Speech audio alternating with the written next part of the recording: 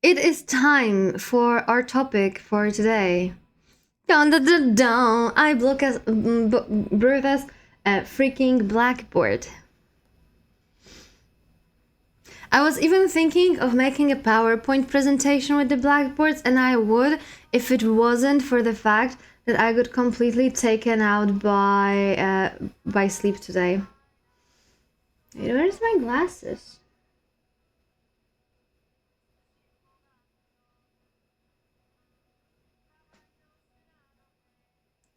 Where are my glasses? Oh, there they are. Okay. Okay. Now we need to put me where I belong. In the kitchen, haha. We should have done a Discord whiteboard so we can draw it.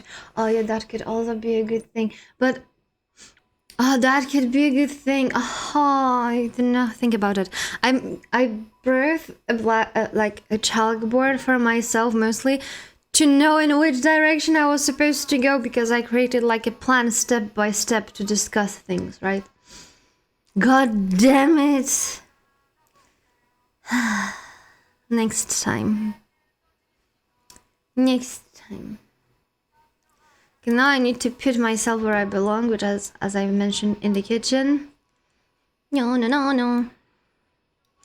I think here I'm pointing to the feelings. Smart cat with glasses, yeah. They were smart. Today I'm your sensei. Today I'm your sensei. I'm just bullshitting you so I can draw penis on stream.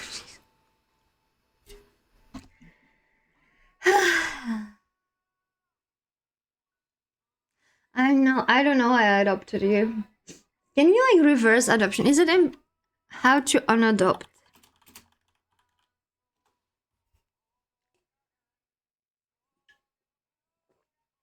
Unadopting in Skyrim? What do you mean in Skyrim? No, that's mean. You raised him to be this. You raised him to be this. Okay, so before we go into the video gaming today, as I've mentioned before, today I kind of wanted us to look into a little bit more of a serious topic, right? From time to time we have that, like this thematic segment of our just yapping. And today is the day, because as you know, tomorrow is, I mean, for some, if they're in Asia, it could be already today. It is International Women's Day. And in general, it's all about like women. And I wanted to be on the other side. And why did I want to be on the other side? Because oftentimes when the topic of Women's Day is brought up, there's like, what about Men's Day? I mean, they exist. They exist. There's all like a topic that every time girls online bring female rights and role in society, there's always a guy being like, or not even only a guy, sometimes a girl too, being like, oh, but what about men's rights? So I wanted to focus on that today. I wanted to focus on that today, how the system that all the feminists are fighting with is harmful for the guys too. Because it's broken, and it might have worked in the past for some period of time, but it doesn't work in the modern society anymore. So this is something that I wanted to discuss for sure,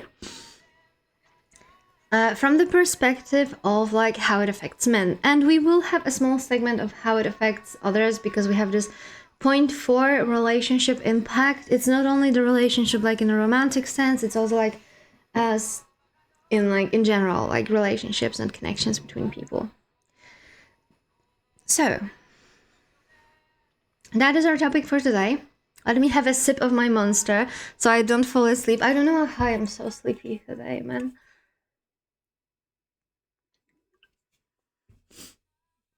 Okay.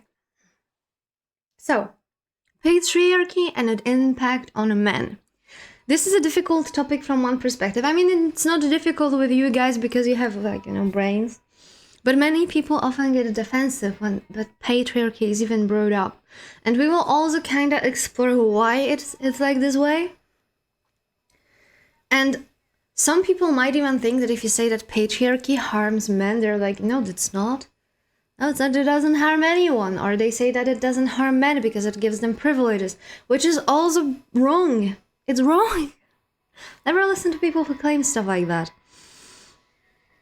So, it doesn't mean that both of the side of the coins, both men and women are harmed in the same way in the system, but it means that it affects more than some people would like to admit. And when I say, or like when many people fighting with the system say that they've even mentioned patriarchy, they are not saying that men are bad. They are talking about this, so like the system that rewards some sort of a dominance and control, emotional hardness and authority, and treats those as normal and desirable or even necessary. And at the same time, it dismisses people who do not have those traits in them, or those traits in them are not predominant. And yeah, we can say that patriarchy in general favors men because females are oftentimes more on the soft side, more the emotional side, and there's less of them showcasing those virtues, as I would say, that I've mentioned just like a minute ago, right? But in general, if you are a manly man, I would say, the patriarchy will privilege you. That part is real. But at the same time, it might hurt you on the level of your relationship with other people. And we're going to come back to it later when we will be talking about like emotional... Oh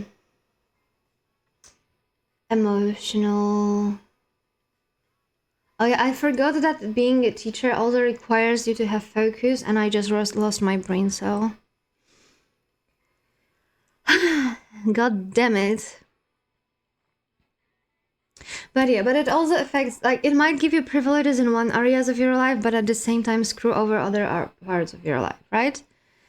So, well, you could say that patriarchy gives men a crown and a cage at the same time. Now, how did we even come into patriarchal society? So, it is important to say that not a chastity cage. For some, it is kind of interesting that the Western society evolved more into patriarchal society, right? And that it became more predominant. Because, for example, today I was reading a lot about Mongolian tribes, right? I was reading about Mongolian tribes, and well, one could say that they were predominantly patriarchal. As men went away for the war, entire society was run by women, from like trade, economy, running the country, to even defending stuff. So it was pretty often for them that females were also soldiers. And there is this scene in Mulan. There are two scenes actually that I would like to refer to. One scene is when the army where Mulan was claiming to be a guy learned that she's actually a girl. And they were absolutely stunned by it and they shunned her away, right? But then we have a scene where she fights like this big ass Mongolian guy who came to invade. And he sees her. He realizes she's a girl. And he's like, oh, it's a soldier from Hans. He did not, differentiate her just because she's a woman. And that's because in the Mongolian society during those times, it was quite equal when it comes to the genders. So he wasn't surprised to see a female soldier at all. It was normal for him. But yeah, I think that the more... how do I put it? That the way the world evolved, right, when it comes to the trade, economics, and even the warfare, that might have actually favored patriarchy a bit more and maybe give them more power. It's also very important to say that when it comes to the Western society, we were heavily influenced by the church. And as we know, for some reason, church decided that female bad. female bad. So I mean, that's obviously oversimplification, but you know what I mean, right? So I think that's why the patriarchy started to evolve in a little wrong way, because it started to condemn females and at the same time put more pressure on men. But when it comes to the pressure that it puts on men, we're gonna speak about it in a little bit like further when we move on. Because we are still in the fucking point one, by the way. We're about to jump into a small history of that. So the system itself did not appear yesterday. It developed across long periods of history as society became more hierarchy-oriented, property-based, militarized, and lineage focused. I mean, there's also a reason that we get our dad's surname and not our mom's surname, right? Because having a surname of your spouse or having a surname of your dad means that you belong to that person in a sense. And in a lot of societies, power became more organized around male heads of the family and male inheritance. So that was like the basis for the patriarchy to become a system. It's a structure that centers male rule in the family, and then that logic spreads into institution. And we could look at the early social organization that became slowly more hierarchical. Like first you had like a bunch of guys, for example, they were soldiers and they had one leader, and yeah, sure, they had one leader, right? But then it started to create like this pyramid of leadership that we currently see in the corporate world, right? It all comes full circle. It all comes full circle. Then the inheritance and property started mattering more, because as people became more conscious, right? They became more conscious and they became also more aware of like what they have and what to do when like they are no more. So there were also scarcity of some of the items that they could acquire, right? So some items were more valuable than the rest. And oftentimes, like as we went through the centuries, another factor that came and became very, very like important for people was the control of women's sexuality, right? Like early societies were not as, how do I put it, focused on the concept of virginity and everything else. But in our societies, it actually started to evolve into this virtue, right? I mean, at least for the girls, that a girl has to be a virgin, otherwise she's worthless, she's used goods. Unironically, in the Victorian and Edwardian era, the girl that was touched, not even had sex, was touched, or had inappropriate contact with a male, was called damaged goods. That's insane. And yeah, then later on, the law, the religion, and the politics reinforced that male authority that became like the prevalent societal structure. But that's Catholic illness. Yeah, but like, if you look at how, for example, the other societies work, they might be more, we're talking mostly about our part of the world, right? Because we could also look at the Asian side, but then we would have to look a lot into like Confucianism and some other philosophical systems that also influenced the way they are thinking. But we're talking about something that is closer to us, something that we can actually reference to, right? Neither of us is Asian.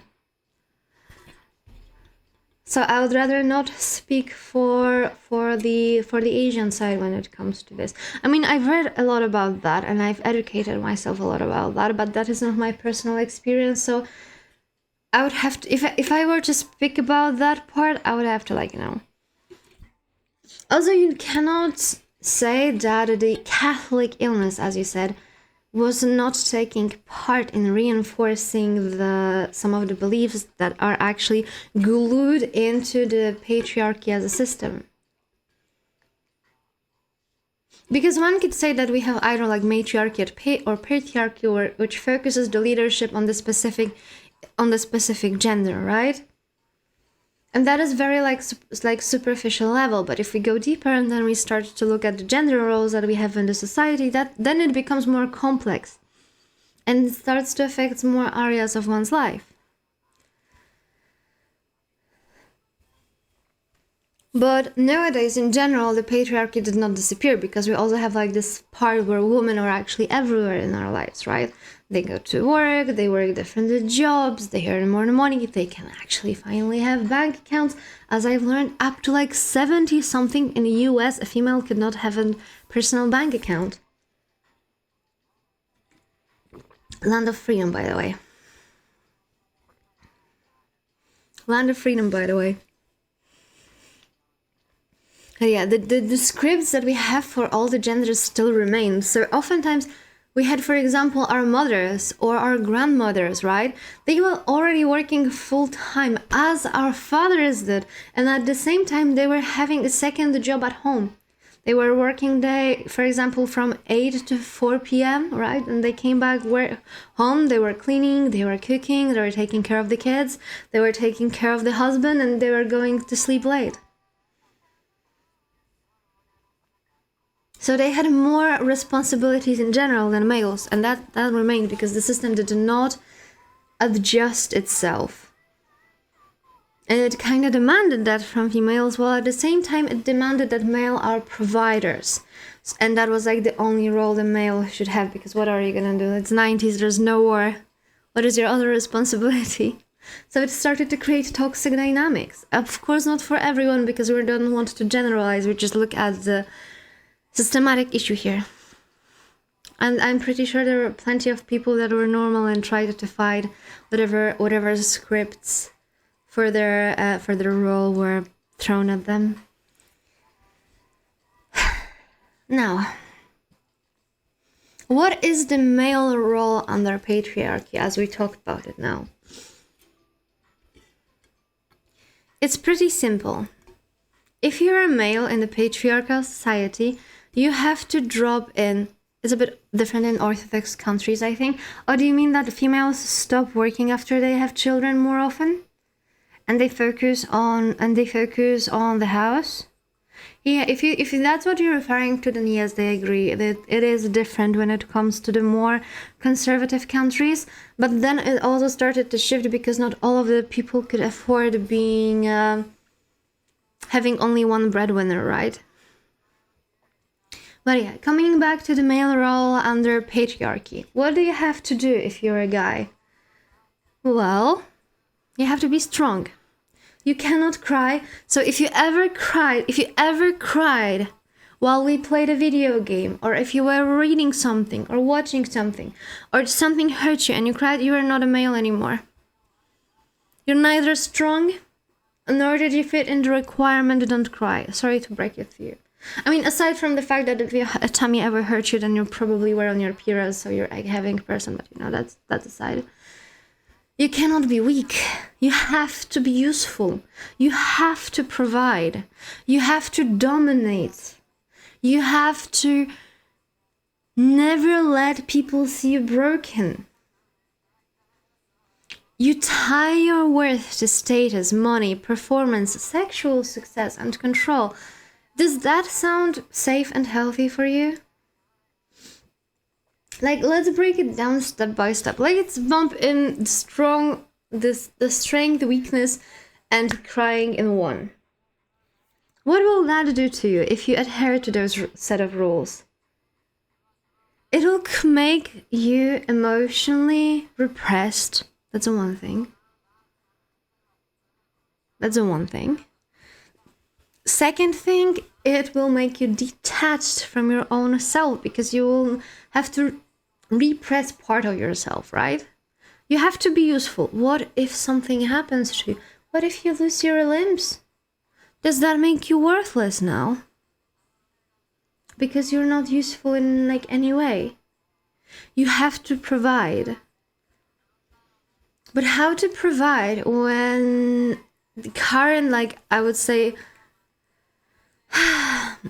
the work structure makes it so there have to be kind of two breadwinners in many cases to provide for the family, so one person cannot do it on their own. in many, many, many cases. And at the same time, female will require from you to provide.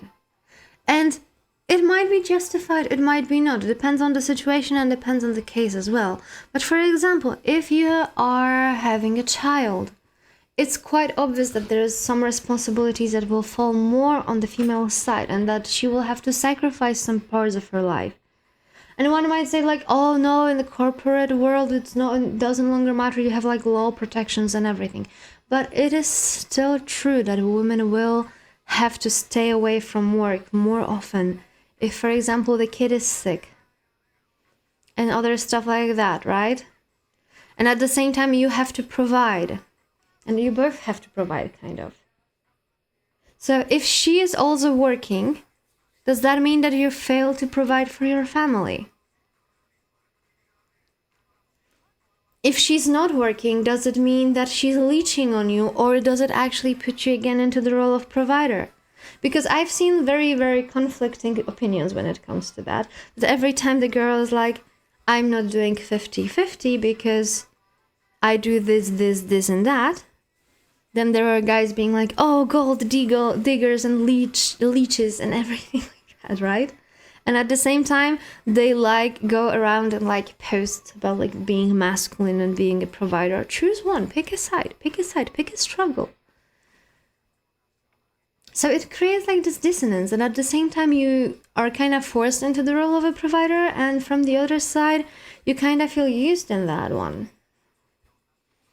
Dominate and don't soften. That is also one of the virtues that a masculine men should have in the patriarchal society, which creates again the toxic dynamic that you have to be strong and you have to be stronger than the others. You have to show the others that they belong below you in different ways, shape, or forms, and it also glorifies violence in many cases. Either to solve issues or sexual violence. And I'm not only talking about like obviously the sexual abuse and stuff like that, but also the promotion of more violent sexual behaviors like BDSM and other stuff like that, and glorification of kinks. And by glorification of kinks, I'm not only talking about like, oh, someone likes the wax play or something like that, but a glorification of actually being feral in many cases. Never let people see you broken. With that virtue, because I have some notes here, with that virtue is something that I struggle to fully disagree with, because I think that many times it's not only connected to patriarchy, but there are times that if you will show that you're broken to the people around you, they will use you. But that could be the double-edged sword that comes from the patriarchy as a system, right? That you're not capable or you're not able to show yourself broken safely because the system will come back to punish you. Someone will take advantage of that fact, or someone will consider you unfit in one way, shape, or form. Yeah, that one is kind of tricky. Also, I have, after the research that I made for that one, because other than reading, I was also watching a lot of stuff like online, like, you know, TikToks, Instagram posts, and everything in between. I have issues with my algorithm right now because only this type of content is pushed on me. But yeah, vulnerability gets mocked. And I remember, like, guys, when I was a kid, right? Guys my age, and how their parents reacted if, for example, they cried. How the girls reacted if they cried. And I've never seen the same reaction. I've never seen the same reaction when the girl was crying. My teacher is using TikTok as a source. It's so... I mean, I'm talking about a society, so I'm also talking about how society is thinking about it, right? It's called sociology for a reason.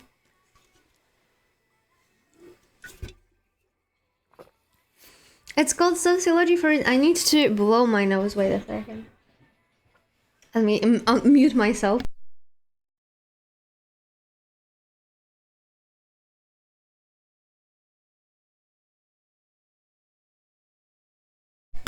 That was juicy. Okay,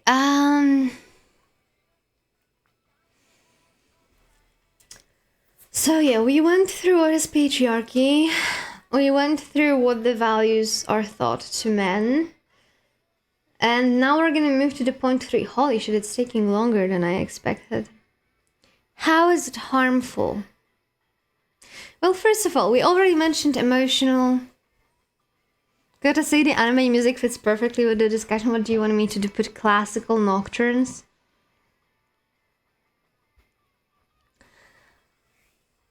So, we already mentioned emotional suppression, right? Or repression, depends how you write it. I also just noticed a freaking typo on my chalkboard, so I cannot fix it now. So the first, and I think the biggest one, is the emotional suppression. That is like the biggest harm that you can do to someone. Because first of all, if someone is trained to disconnect from their pain, fear, grief, or tenderness, that will make them put them into a mold of someone who may struggle to identify what they feel, may go numb, may put, like, you know, sometimes like you feel sad but then you feel angry, right? So they can like redirect their like sadness or grief into anger. If they feel the emotions that are considered to be unmasculine, they might feel humiliated by themselves and by their weakness. And any real intimacy might feel unsafe, right? It's not like cuddles, and kissing, it's only hard fuck. Otherwise, it's gay. Otherwise, it's gay.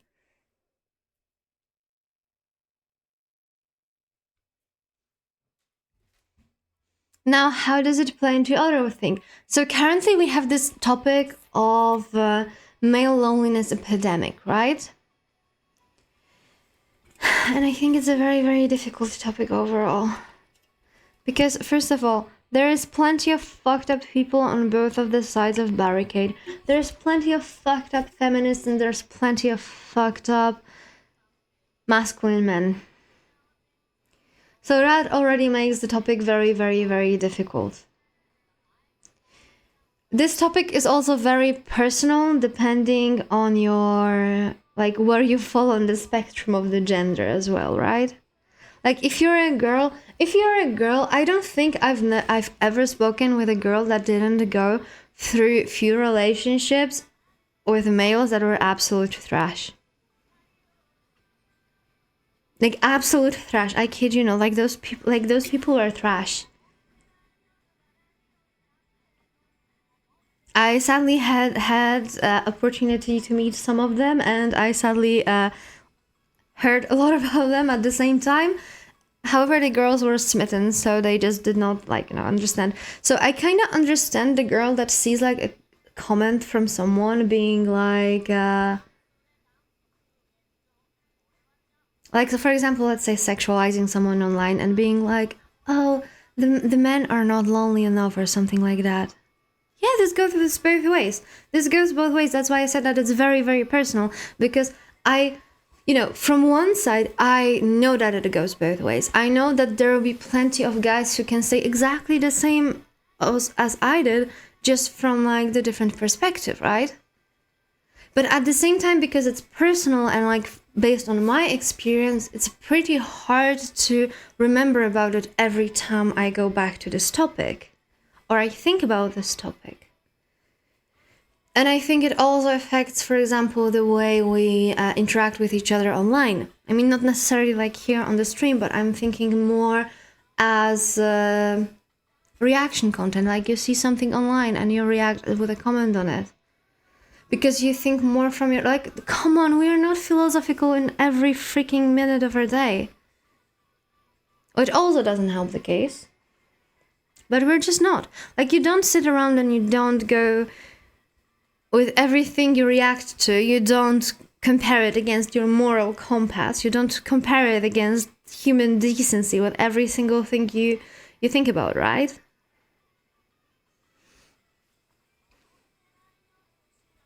So yeah, I do see that there is an issue with the loneliness and isolation. What I personally notice when it comes to the content around that is that oftentimes when females are presenting the content about them being single, they are quite happy about it. They can invest in themselves more. They have time to invest into friendships and other areas of their life. While when it comes to men, oftentimes they actually fall in that like the pit of loneliness. And I think this is also coming from the emotional repression. Because there's even a meme that if there's two guys being friends, they don't even know where each one of them has their birthday, right? Like the friendships of men are built around activity, not emotional depth. Males are less likely to tell their friends that they love them, especially the friends of the same gender, because that would be gay. Any emotional discourse can feel risky, so it also deepens this loneliness, because how can you not be lonely if no one will understand your emotions, and even you yourself do not understand your emotions? That is very, very lonely. And if you show that to the world that, oh, I feel lonely, I feel this, this, and that, it will end up with you being either called being feminized or just being mocked for being weak. So, yeah, this is like very, very, very, very deep topic. This one is so true, but that's why you get female friends. Yeah, but do you think that this is a healthy resolution for the problem? Because I don't think so. I mean, sure, I think that having diversified circle of friends helps us a lot, for sure, especially for growth as a person, but I think it's pretty fucked up that you cannot rely on your homies when it comes to more emotional stuff. But I'm also happy because I know that nowadays, I'm also talking like, you know, from like the perspective of the time. And I'm well aware that when it comes to some of these things that I said, they might be outdated at this point. Or outdated for some of the people. Because the society also changes. And like, you know. Now, so we have this emotional repression, we have this loneliness, then we have the pressure because you need to perform, you need to provide, you need to do this, and that will eventually turn into mental health damage. So how easy it is to be a guy in the systematic patriarchy and feel like a failure. It's extremely easy because basically anything you don't do that fits the image of, like, you know, the manly man puts you in a position of being worthless. So it's very, very easy to feel like a failure. And where could that lead? Well, to many things, like the depression, the most common, addictions, self-destruction, workaholism, rage, shutdowns, shame around therapy and support. All of my, I mean, that's also very, like, you know, personal experience-based argument. But when I speak with the girls, they are not shaming themselves for going to the therapy or seeking support or something like that. Meanwhile, majority of my guy friends, when they mentioned even, well, when it was mentioned to them, like, hey, maybe you should seek like professional help, a therapy. And I'm not speaking like as in jokes right now, but like for serious matters. They're like, oh no, what would others say about me? I would never be able to like explain that. They would think this, and that. That is fucking insane. That is fucking insane. And you know what? It provides even further.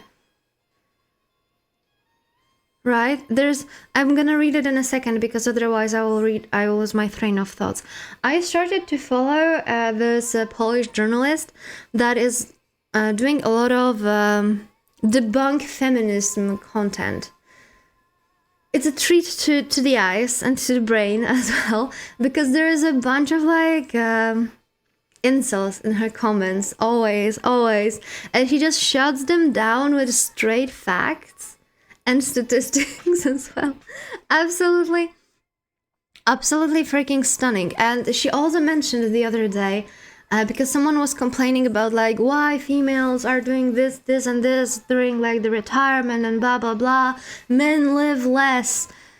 And she also brought this thing up, the mental health damage that males suffer in the patriarchy that leads to higher suicide rate because they feel like failures, but also the shame around therapy and healthcare.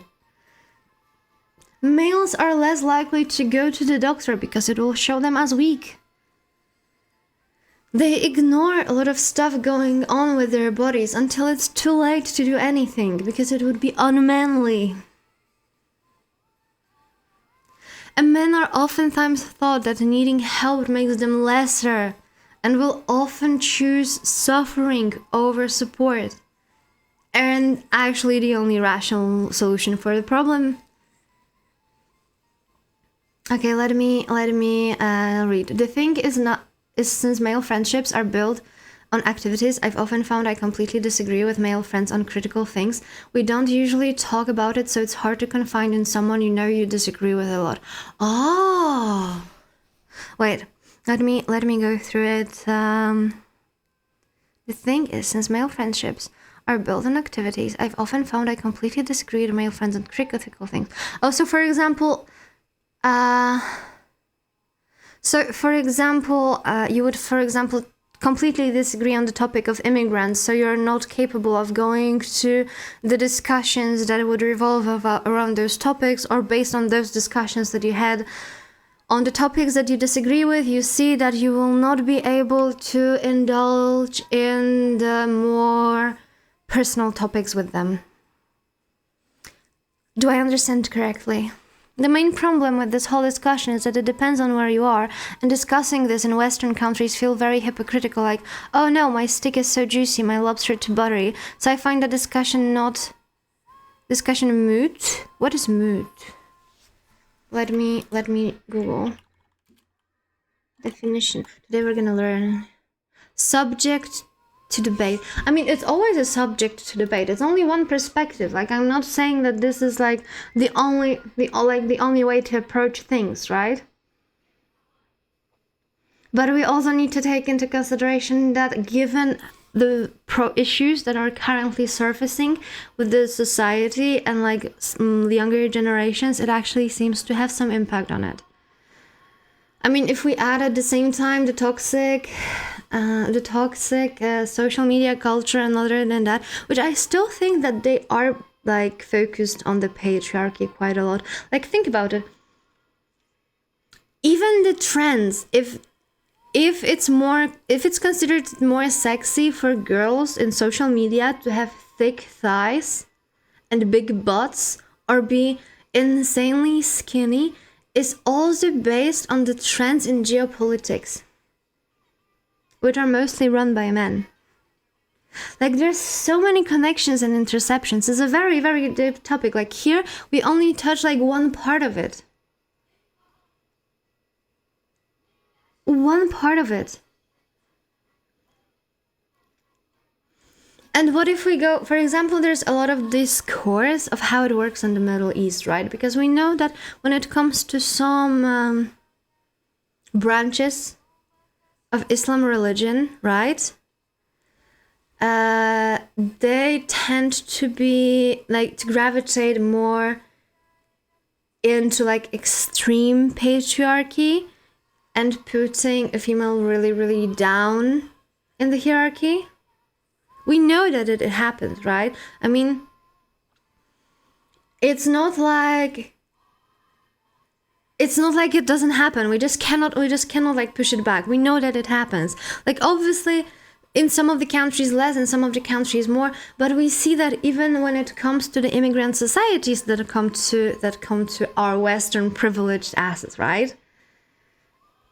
I just joined, now let me mansplain you why you are wrong. Go ahead.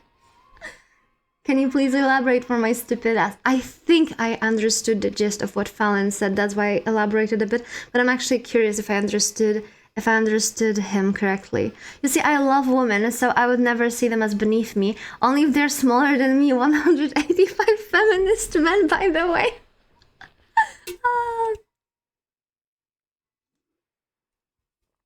God damn it. God damn it. Also, during this discussion, we lost one follower. I'm gonna cry in the corner. Someone got offended by the topic. You repeat? So yeah, I agree that looking at it from the Western perspective is extremely privileged, because what did feminism do? Like, what does feminism do for the countries where women are killed for driving a car? Right? Unattended. There's no owner inside and you dared to freaking drive a car. You're gonna be shot on a spot.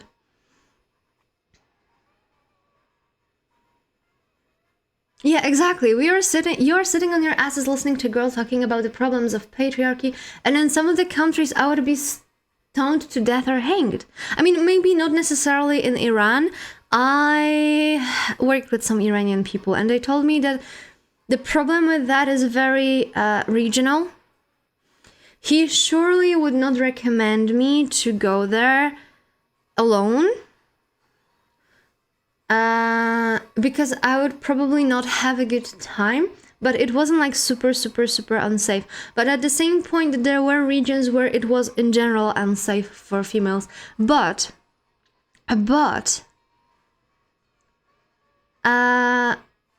I have to admit that even in the countries like Poland, you will find regions where females will have it way harder. Maybe not to the point of being stoned to death or hanged, but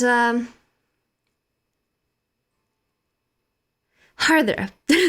Let's put it this way. Still on like the freaking edge of the law. You're right, but we can't ignore problems in our society only because others have it worse. Exactly. That is a good point. Your index finger pointer can peg me. How's that for equality?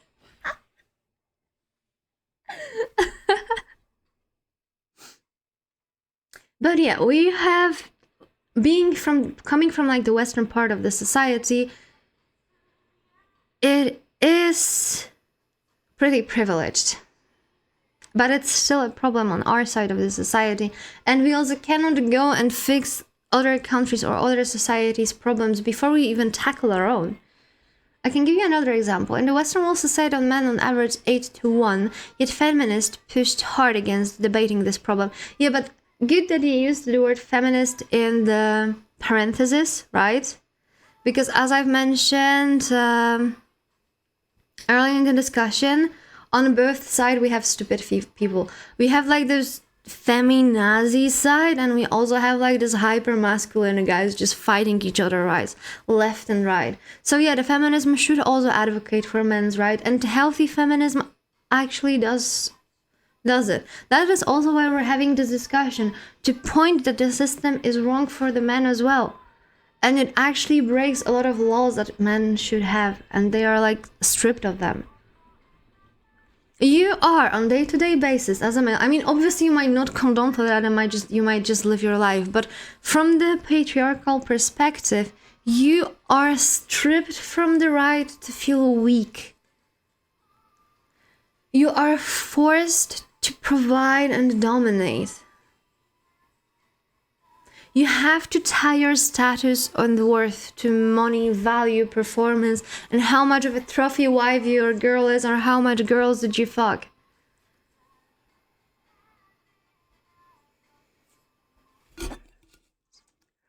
Most of that suicide stuff is from patriarchal pressure, so dissolving that should make men more comfortable to be themselves. Yes, exactly, that's the problem. Like, for example, did you ever watch like an older movie, or like listened to the stories from like your parents or grandparents, or read about like suicides in the past? For example, people who lost their money, right? And it was usually men. They would kill themselves because they stopped being useful, they stopped being worthy, and they stopped being providers.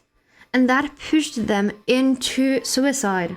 Now we also still have increasing rates of suicides among men, and that's because That's because you're still forced to do that. You're still forced to provide. You're still forced to be strong. You're still forced to freaking be on the top. And you're still forced to show that you are capable of scoring a girl. You're still forced to show that you are attractive and a lot of girls will fall into you and that you fucked a lot of girls. Okay, let me fall. Hello, globalize my agenda. Hello, 69, nice.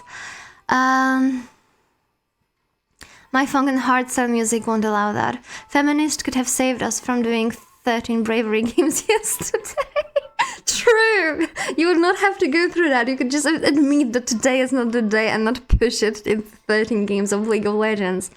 Where I live in 2018, I will never forget there was supposed to be a symposium with medics, psychologists, and all manner of specialists to study the male suicide rate because it's high. It was dead-ass cancelled by the venue that would see the space for it because of a group of women who made a petition arguing that the symposium oppressed. God damn. I hate that. Like, those die-hard feminists that, like, do stuff like that, they harm both sides. Like, first of all, they make so much harm to, like, the other girls as well. Because now every girl who will actually say that, for example, oh, I'm actually a feminist. Like, if you have this memory in mind, right? I know, Fallen, that you're a smart guy. I know, Fallen, that you're a smart guy. So you'll not just label me as, like, stupid feminazi, right? But a lot of people having a memory like that would meet me and I would be like, for any reason, I would claim to be a feminist. And they would have that memory in their head and be like, oh, she's just a dumb bitch. She's just a dumb bitch. That is insane. I would never commit a suicide. Honestly, how tied patriarchy and alcoholism is insane. It is. Like, the idea, like, okay, let's look at the 60s, for example, right? The addictions. So, for example, everyone was wondering why all the girls during 50s and 60s, they were always smiling, they always had energy. They were on drugs. They were on drugs because they had to take care of the entire house and their husband. And they were on their food for like 20 hours a day. 20 hours a day. And in the meantime, a lot of men was already drowning their sorrows in alcohol because it had a numbing sensation, right? I know so many men that kill themselves with alcohol. Yes. Wasn't there alcohol advertised as some relaxing agents or salts to sniff? I think it was. I mean, so were cigarettes, right? Right? Fallen just blames you for being League of Legends degens. No, it's a true best friend. So, yeah, in general, I find it very, very stupid that there is a bunch of, like, people calling themselves either feminists or feminism allies, and they just make it harder for everyone. Because, oh, thank you for this thread. So, if you have memories of all those feminazis, like, shenanigans, let's put it this way, would you think, like, it's harder for you to think that someone who tries to fight patriarchy is not one of them, right? Like, heck, I am actually super pro-feminism, but I kid you not, I sometimes see the world, like, I see, like, the headline, feminists did blah, blah, blah, blah, blah, and I already feel negative about it. Despite considering myself to be feminist.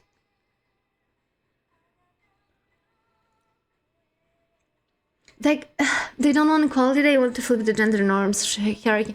You know what? I think you might be right. I think you might be onto something, that their idea is not to fix the system that is broken, their idea is to flip the system. The media want us to feel negative about feminism. That is also true.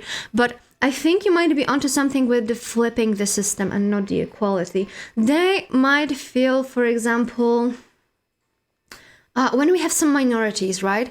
A lot of minorities sometimes feel still oppressed despite oppression being, in their countries at least, being a thing 100 years ago. And I'm not talking that they will not be, for example, treated poorly because of being minorities. But some of the people think that just when something happened like 200 years ago, they are bound for special treatment, right? They're bound for the special treatment. Even if they live in luxury and privilege, they will still think so. And I'm talking about like special cases, not all of the people, right? Now,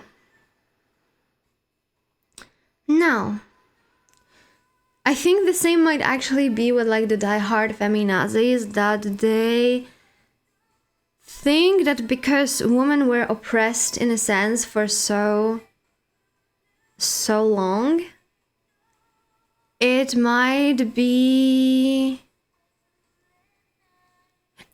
better for them to flip the gender roles. It's once again the vocal minority, but also it's made more vocal by it being outrageous. Better be careful. Do you plan on uploading this to YouTube? Yes. I'm not a pussy, okay?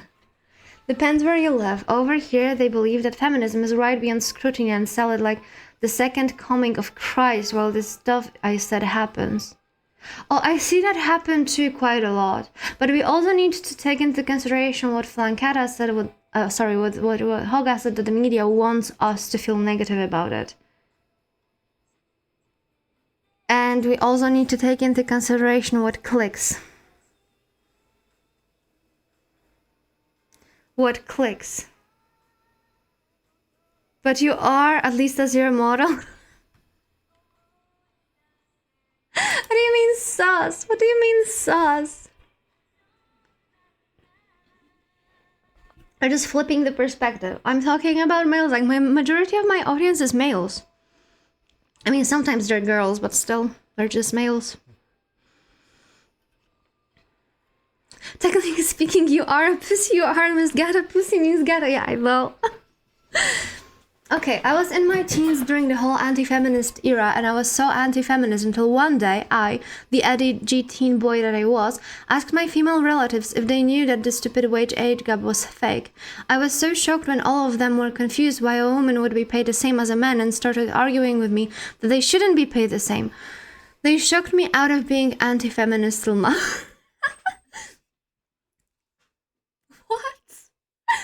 The 2016 male teenager to Ben Shababibo pipeline is a canon event. What?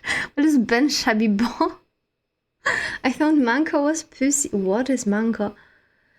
The wage gap discussion, also interesting. I mean, I wish that content from that Polish journalist was not only in Polish and not untranslated to English, because she actually made some good points about it. There was, in fact, in the past, the wage gap, because women were not considered to be working at all. It was considered to be like, a freaking caprice or something like that. Right? Right? And so I think in a sense it could be the same. Also, we need to take into consideration the company's perspective, because with females, they actually are put at more risk. As policy unfriendly it sounds, as it sounds, a female will at some point go for a maternity leave, and she will be unavailable for like even up to 2 years, right? She will spend more time on sick days for herself or for a child. But there is also another point, side of the coin when it comes to that. She would probably also negotiate less. Which also plays into like the model of patriarchy, when women are actually told that they shouldn't get more, but it's not because it's a complicated topic. When I looked at some statistics, I saw that a lot of girls actually earn the same, and that there are fields where male will just earn more.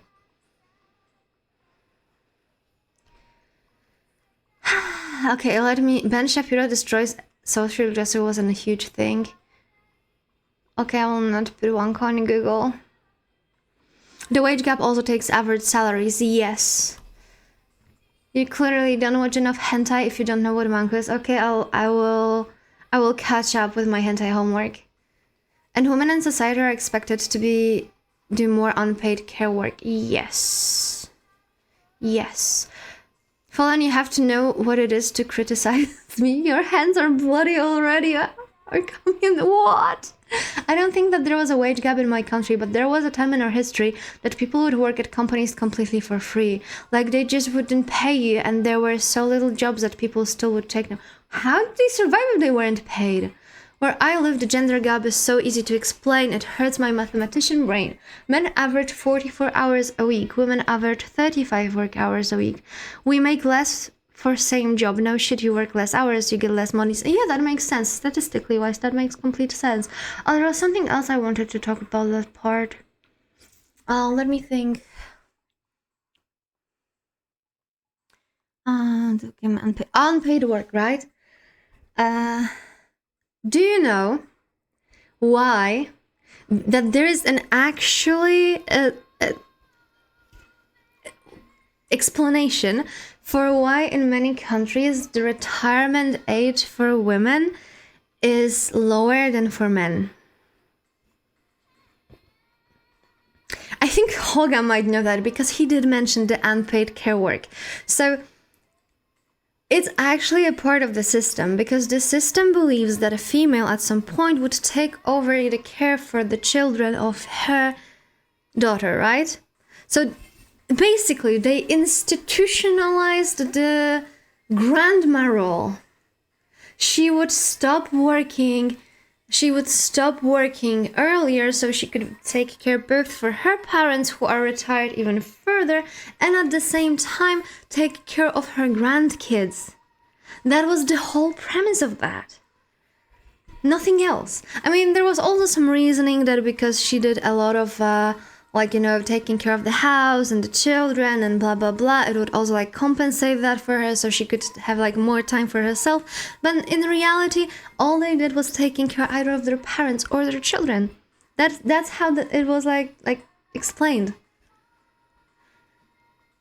It is so weird if you think about it. But it also still comes from the fact that women are considered to be better when it comes to the care, right? And why they're considered better for someone to be caring? Because they don't have this thing that is right above me. The emotional repression. They don't have to do that. I mean, they kind of do, because they repress anger. So they're on the other part of the spectrum. It is not fit for a woman to throw a fit. Ow! Also, I don't think that it's too politically incorrect for YouTube, to be honest. We're still pretty tame here. We're looking at the problem as a whole, but I agree that there are some agents on the topic that make it really, really, really, really, really fucking hard for the problem to dissipate. Actually, I know a guy that works at a company that doesn't pay him. They survive from his wife's income. I don't know how that is legal. What the fuck? My country's first PM was a woman. First PM? A woman? Oh, that's nice. It's not, but you may get a lot of hate from a wrong audience. You mean I can actually become a grifter? You mean I can actually blow up on that one?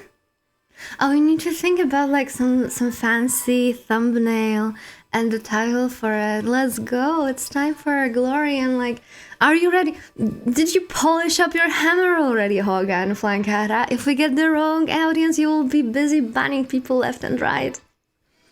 If you want to become a grifter, yeah, post on incel. That's an actual website. If you want to become a grifter, you have to move your model a bit up. I don't have a cleavage here. I would say I have small pee-pee, but my pee-pee is big. I have small boobies. Wait, incel.co.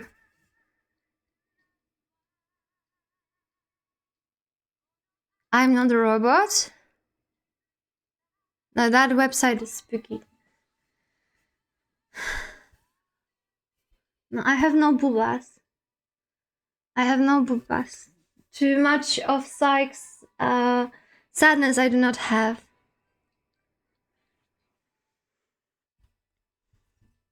Apparently it got shut down by Europol. Do you think that me going to their website will actually flag me somewhere and they will check my freaking history? That would be interesting. Imagine I change the project again to something like banking oriented and they run my background check, right? And they see that I went to fucking incel.com.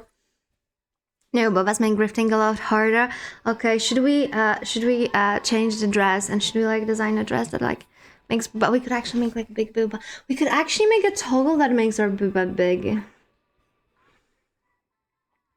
Okay, but we were at the, you know that we're still at the point 3 and we have 5 more points to go. Hello, EUPOL agent, we are discussing hentai and patriarchy. I'm gonna cite in the first discussion and see. What? What? The more Japanese, the better, I think, in the dress chat as Gochujin-sama. I mean, obviously, what else would they talk about? I love how they call females femoids.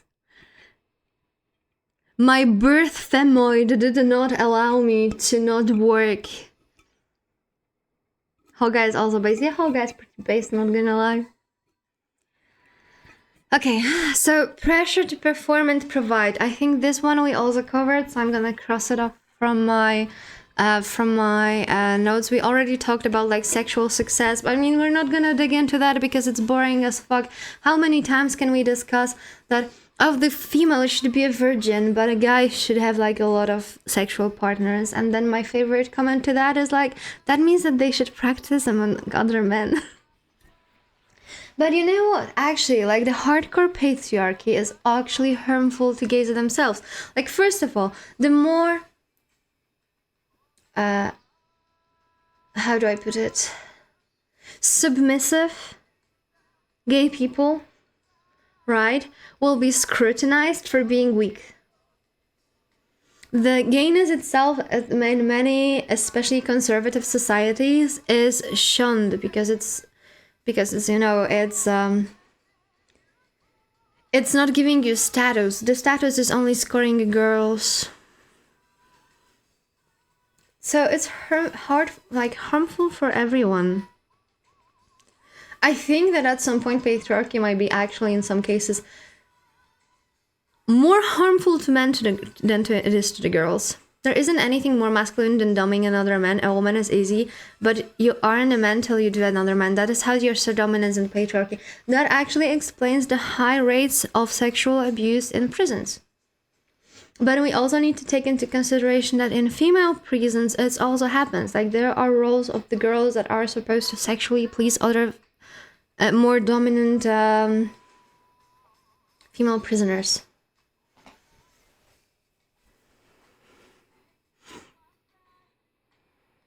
Also the grind overload at the Republican convention. The coveted gays, the coveted ones. Okay.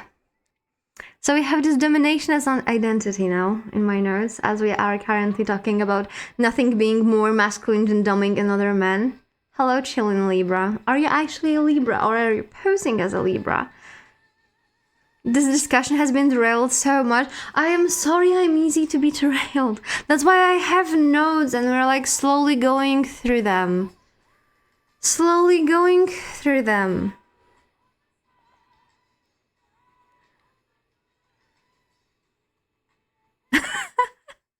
Easy to be derailed. God damn it. Not very feminist of you. Oh no. Hello, Chilean. I know it might be confusing. We're kind of having a lecture here, but at the same time, I'm easy to be distracted. Gynosexuality doesn't exclude males. Could you elaborate on that? I'm not sure if I understood you correctly.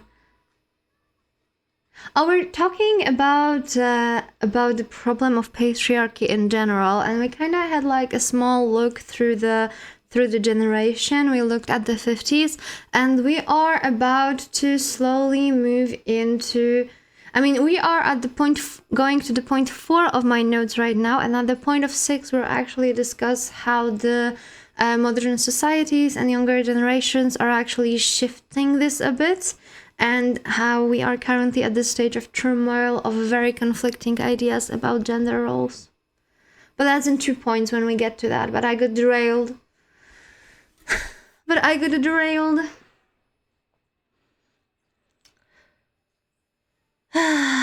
So yeah, now why does it harm relationships in general? So we did discuss that the male-to-male relationship tend to be more shallow because of that, because they're more activity based. And for example, you would still consider someone to be your friend even though you only play like one game with them, but you cannot go into deeper topics with them because you know that it would end up in a big conflict. So that was like one of the arguments. Important case, one of the arguments, because we're trying not to do generalization here.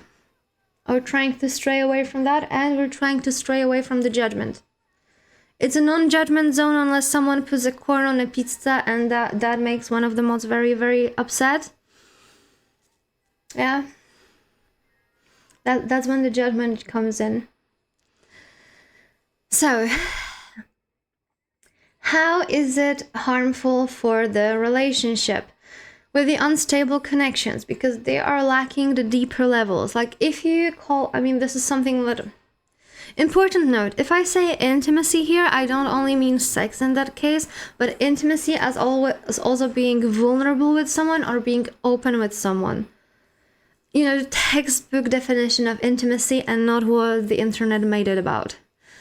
So a lot of relationships lack intimacy because either it would be considered to be gay to be too open and cry into the shoulder of your male friend, or it would be gay to be too soft with your female, right? Because you're not dominant enough. What if she dumps you? What if she pegs you? And then you have a friend who actually is contemplating if he should even try something. Because pegging is gay. Cuddling is intimate, right? It is. Cuddling is intimate. You could call it intimate even if, for example, you're just sitting on a porch with your friend, you're both having drinks, and you're like reminiscing about like the past, being like, oh, you remember this time when we were like 14 and I broke my leg and you were staying with me every day and you were telling me what happened at school. I felt so taken care of. This is like a moment that you could also consider intimate, right? I remember I was driving through town with my grandpa and he called some guys with longer hair homophobic slurs. Like, brother, you used to fuck men in the 90s. What are you on? What even is that story? I mean, probably he called them homophobic slurs because they were more feminine, right? Right? That would fit like what we talked about earlier. If he fucked men in the 90s, it was still considered to be masculine because he was the one doing all the railing. But if someone was the male to be railed, then that is gay already, and that is already not nice. Gynosexual, a sexual orientation characterized by an attraction to femininity or female anatomy, regardless of the gender or sex of the person who is attracted. I still don't follow you. I'm sorry, I'm too stupid for that, I think. Oh, yeah, that it doesn't exclude males. Oh, you're right. You're right. Okay. I pray the day my girlfriend asks to peg me. You can always offer that to her. You can always offer that to her.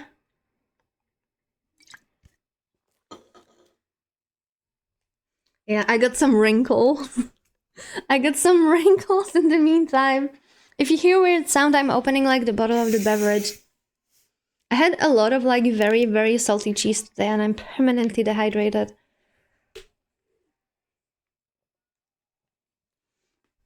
I remember my mom telling the story of her and my grandma visiting the male doctor. He walked in completely naked and all that he could say was, "Doctor, we aren't alone, Lama." What the hell? What the hell?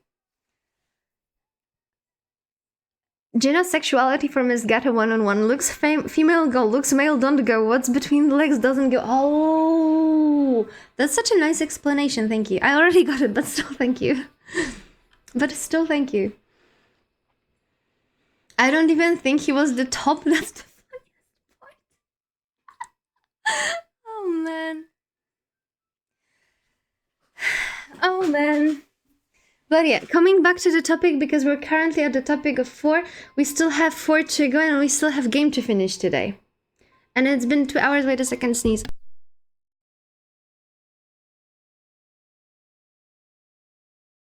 I'm back. I'm back. I'm bisexual. Funny, because a lot of LGBT people are actually mean to bisexual people. Okay, so we talked about how it is disruptive for men because the male friendships tend to be more shallow because they're more activity based. Then it's also hard to connect with females, regardless of the fact if it's a female that you consider to be a romantic relationship with, or if it's a sister, colleague, mother, a relative, and others. And why it could well, it could injure the bridge and connection between men and women in general.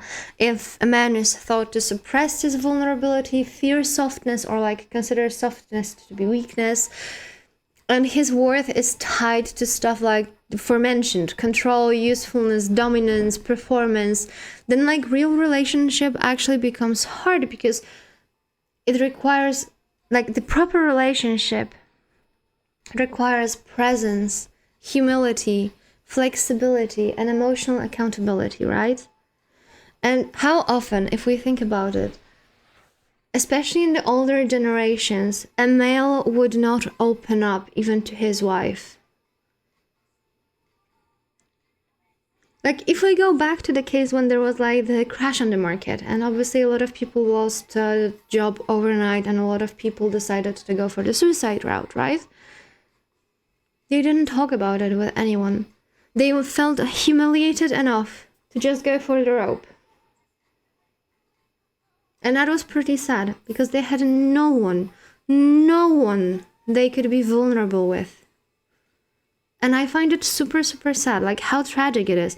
I think, hello, Silas. I think that is the biggest part that adds to the loneliness. It's not about if a guy has a girl, he can fuck. It's not about if a guy has a lot of friends or not. They just don't have anyone that they can be open with. It's all them. Yes, we have educational stream today.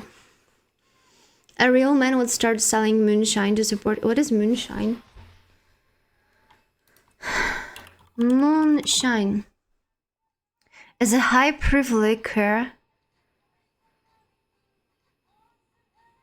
Ooh, that's such a nice name.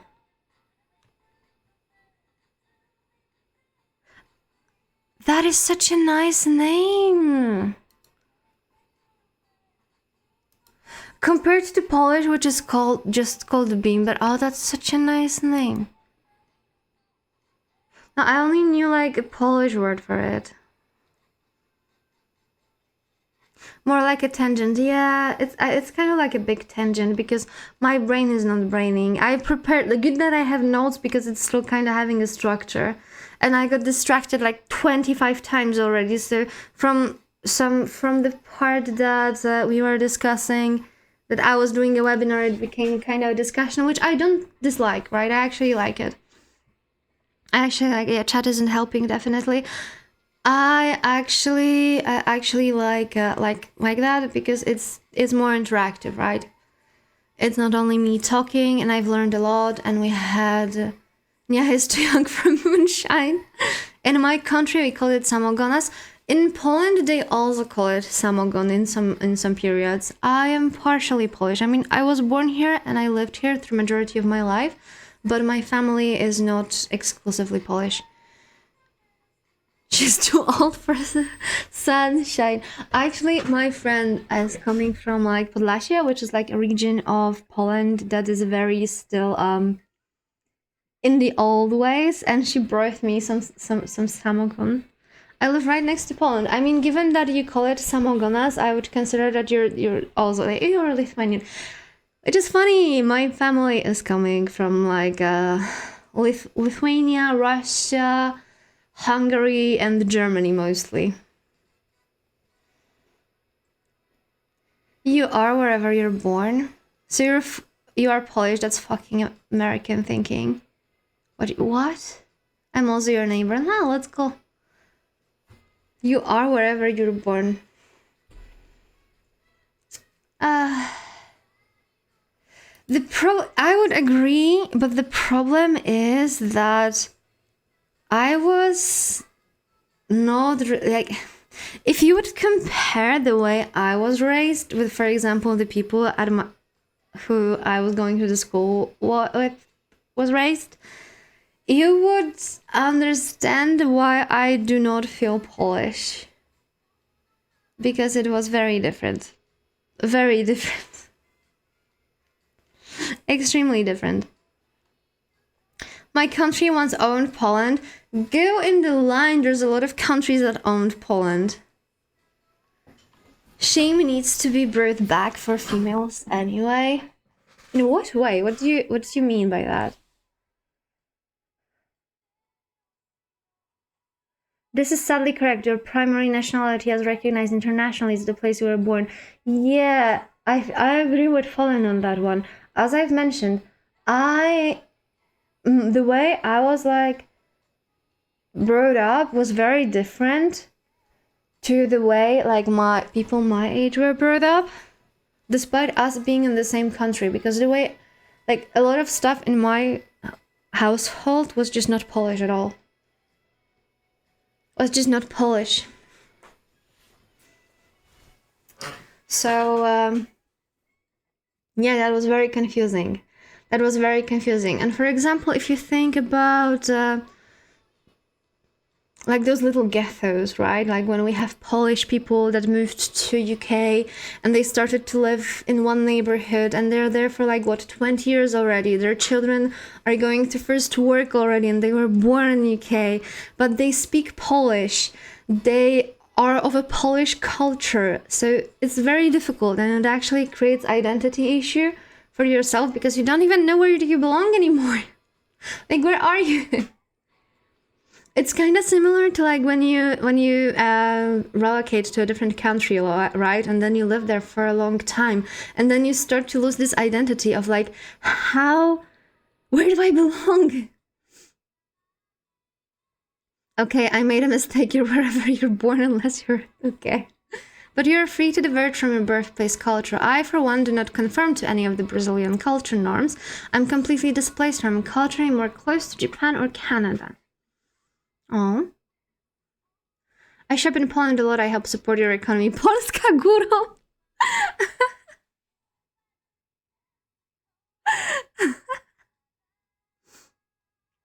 I think we should, I mean, we're diverging from the main topic.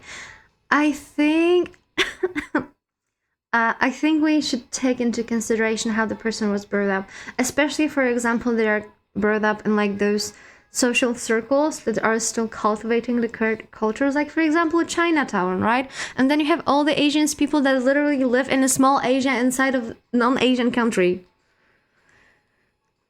And yeah, it's a very complicated topic. We might talk about like national identity at some point, but not today. Today we're talking about something else. We're going back to the topic. Still, that doesn't change your nationality. You don't have to like it. It's just a fact. I mean, I just don't feel Polish myself. Like, I know that I have a Polish passport, right? But I don't feel Polish. So if someone asks me if I'm Polish, technically yes, because I was born here and my documents are Polish, but I don't feel Polish.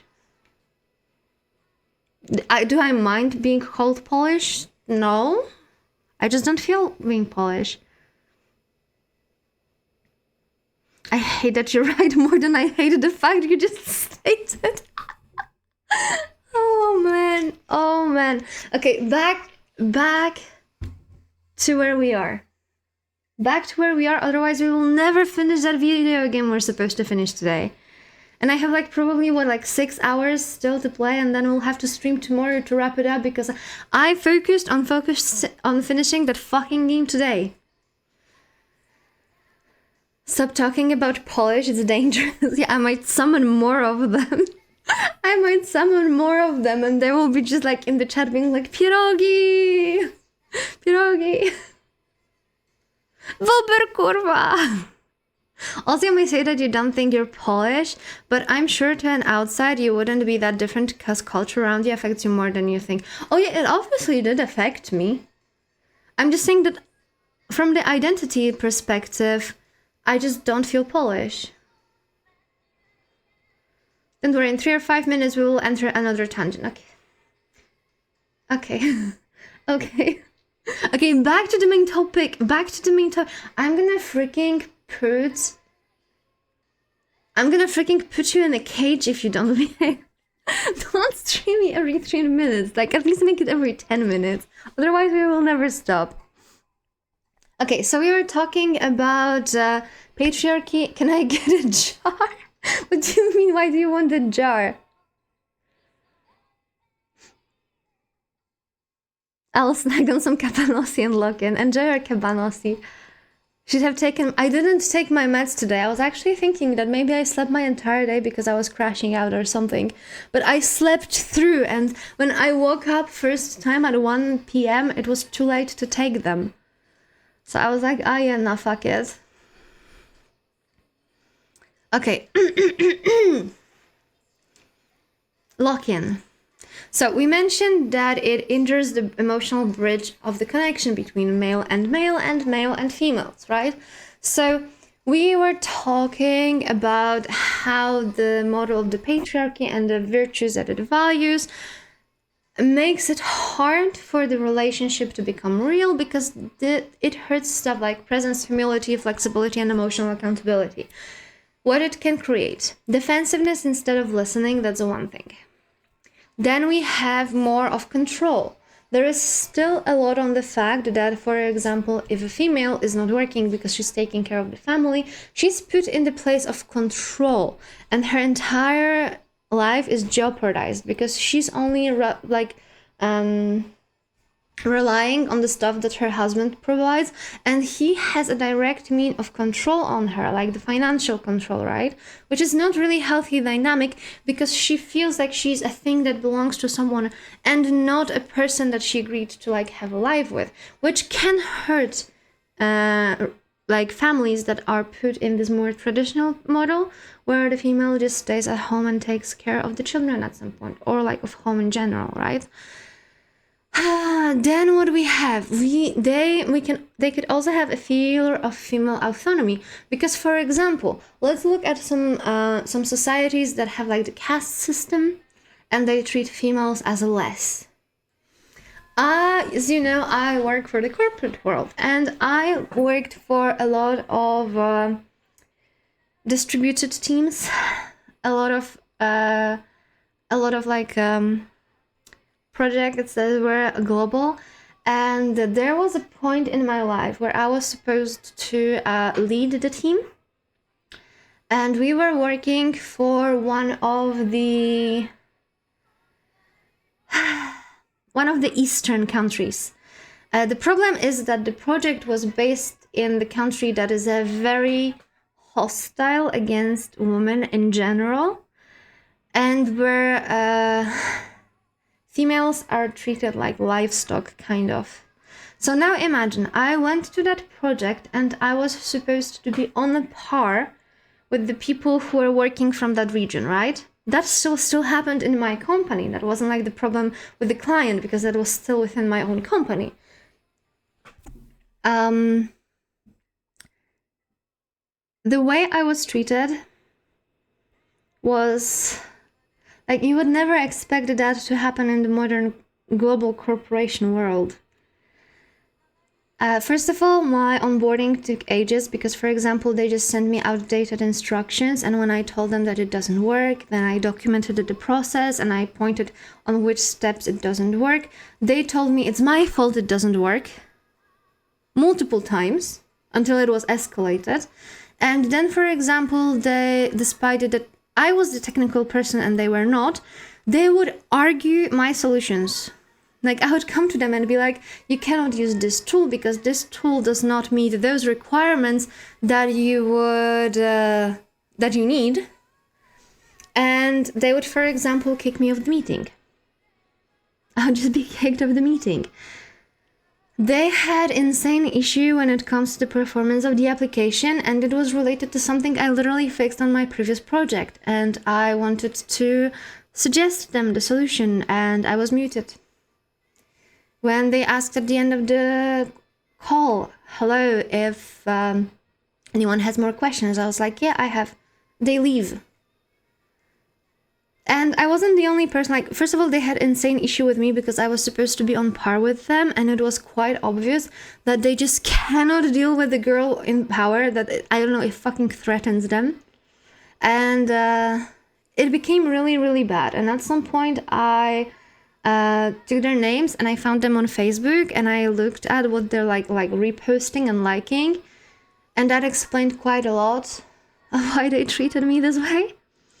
They also treated like the other girl that was on the project I was like managing as completely shit.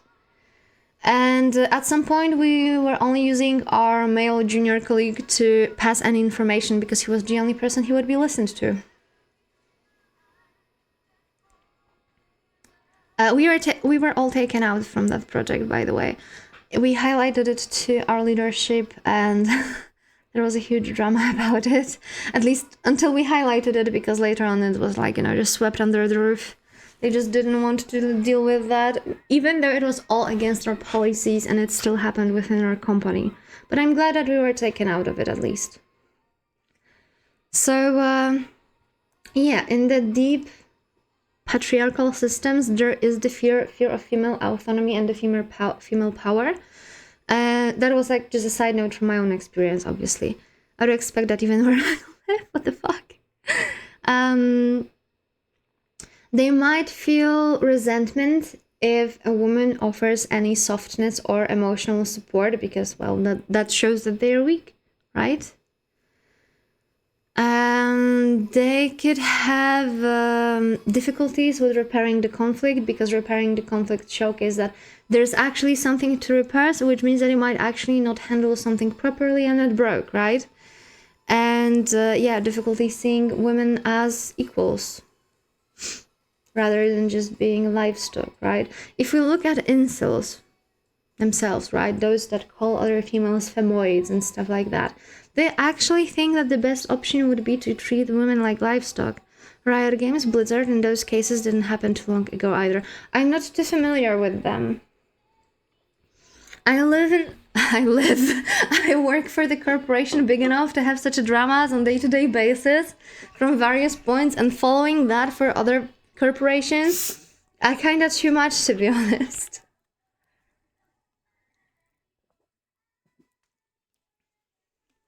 So, patriarchy, because it's a system that has hierarchy as one of like the biggest values, does not teach men how to relate to others, does not teach empathy. It teaches how to put someone in a specific spot in their lives. So we go from the point where they are being taught to, again, I'm gonna put back the keywords. Yes, cat, we're gonna eat in a moment. From the provider, protector, leader, authority, the winner, the pursuer, the one who knows, the one who fixes. We need to do this switch for a relationship to be working, for someone who is capable of listening, respect, boundary awareness, emotional honesty, repair, ability to be influenced, and ability to care without control. Are there people who use femoids outside of people rage baiting in Twitter? I'm afraid yes. I just spotted 2 typos. I spotted 1, so you're better than me. I spotted 1, so you're better than me. So yeah, when men are deformed by patriarchy when it comes to like this emotional value, women end up carrying the emotional consequences. But not only women, but because other men too. We mentioned that already. It affects the fact that, for example, many men cannot say that they have a male friend that they could have like cry their eyes in front of, right? That's why you don't look at the screen. Ah. Okay, now, point 5. Why some men defend it, or rather, why some men tell that feminism is just bullshit. Whereas, first of all, we had this argument that Fallen brought up, right? That there is a lot of bad agents in all of that, right? That there's a lot of bad faith agents that ruin the idea, right? So obviously, if you think that a lot of like all the majority of the people who call themselves feminists are like those, vocal minorities online, then you will dismiss the actual claims.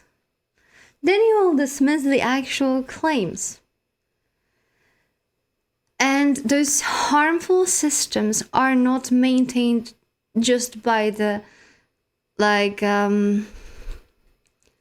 spite that we can feel towards the people that we disagree with because they just claim stupid shit online. It's also maintained by fear and by the rewards. And now, what do we have in patriarchy? If you check mark all the virtues that we mentioned before, right? You might be rewarded. Like society will reward you because it will consider you to be more masculine. So it might be easier for you to get a promotion. It might be easier for you to win a trophy wife or something like that, right? So first of all, what patriarchy gives you a script. You know where to fit in the world. You know that you have to be this, and that. It gives you like a hierarchy that we've mentioned before. It gives you a status because in this system you are above at least woman. So you're already higher than someone, right? Then you have this emotional distance from shame. You have a feeling of certainty and a feeling of belonging. Kind of. You can have a mask that will make you feel safer in some of the situations. So what I would summarize it with is that some men defend it because a system can wound you and still feel safer than freedom. This is like this part that is tricky. That is just they are too afraid to go outside of their bubble because then they will actually need to deal with the consequences and with everything that will brought up to them, right? And some people are not are not ready to face like their emotions, are not ready to be open up. Like it's not something that can be solved with one person overnight. Will you also talk about how patriarchy and capitalism are interlinked? They are interlinked. They are interlinked in general. However, it was a link that came to fruition throughout the time. It's not like patriarchy was like formed by it because patriarchy was before capitalism, right? But I did mention, maybe it was before you joined, that it was influenced and strengthened by stuff like religion and the fact that a lot of virtues that patriarchy values were the ones that had the most impact on the stuff like trade, economics, war, and stuff like that, which happened throughout like centuries, right? So capitalism in the modern sense, not really, but like the early capitalism seeds, I would say, like trade, war, and stuff like that, yes, it was already linked. And even socially, it counts as like the head patriarchy, yes. Also, 1 second, I need to give the cat food because she's actually freaking like, dragging me. 1 second. I'm gonna make it super quick today.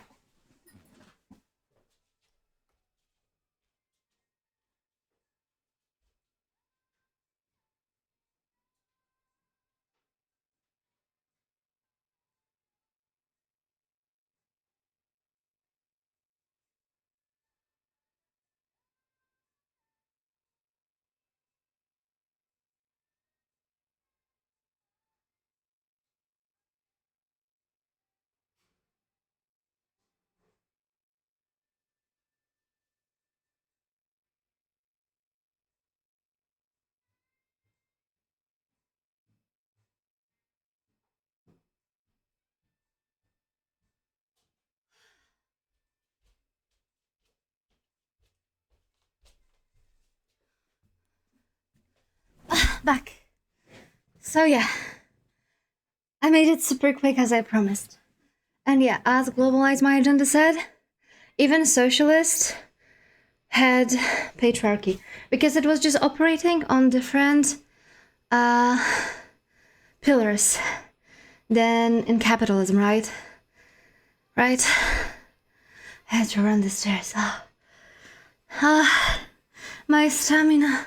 Where's the statue of 7 from the new region to increase my stamina levels when it's needed? Okay. So,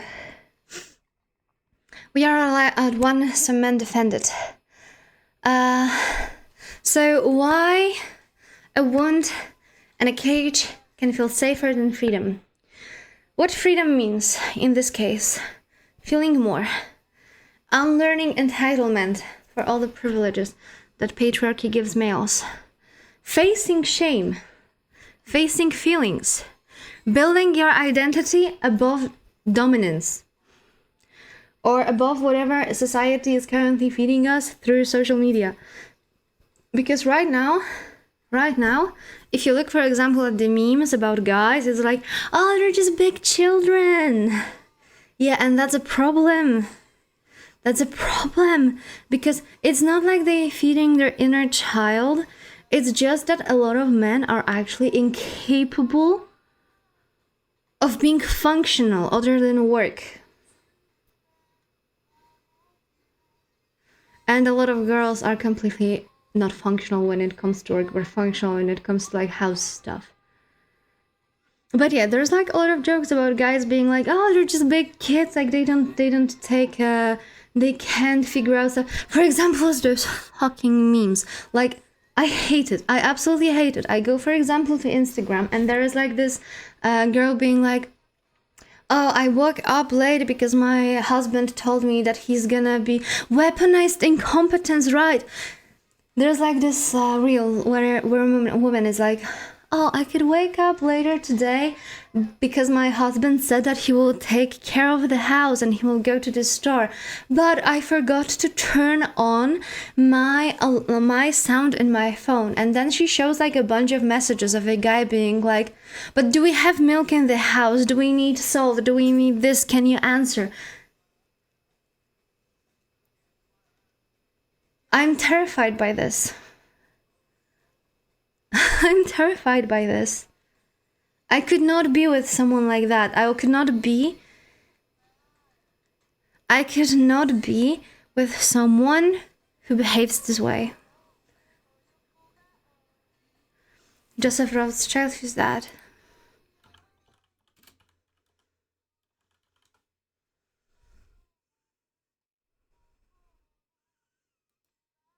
American professor of history and political science at Columbia University, specializing in Central European and Europe. What? What is controversy around him? There has to be some controversy around him.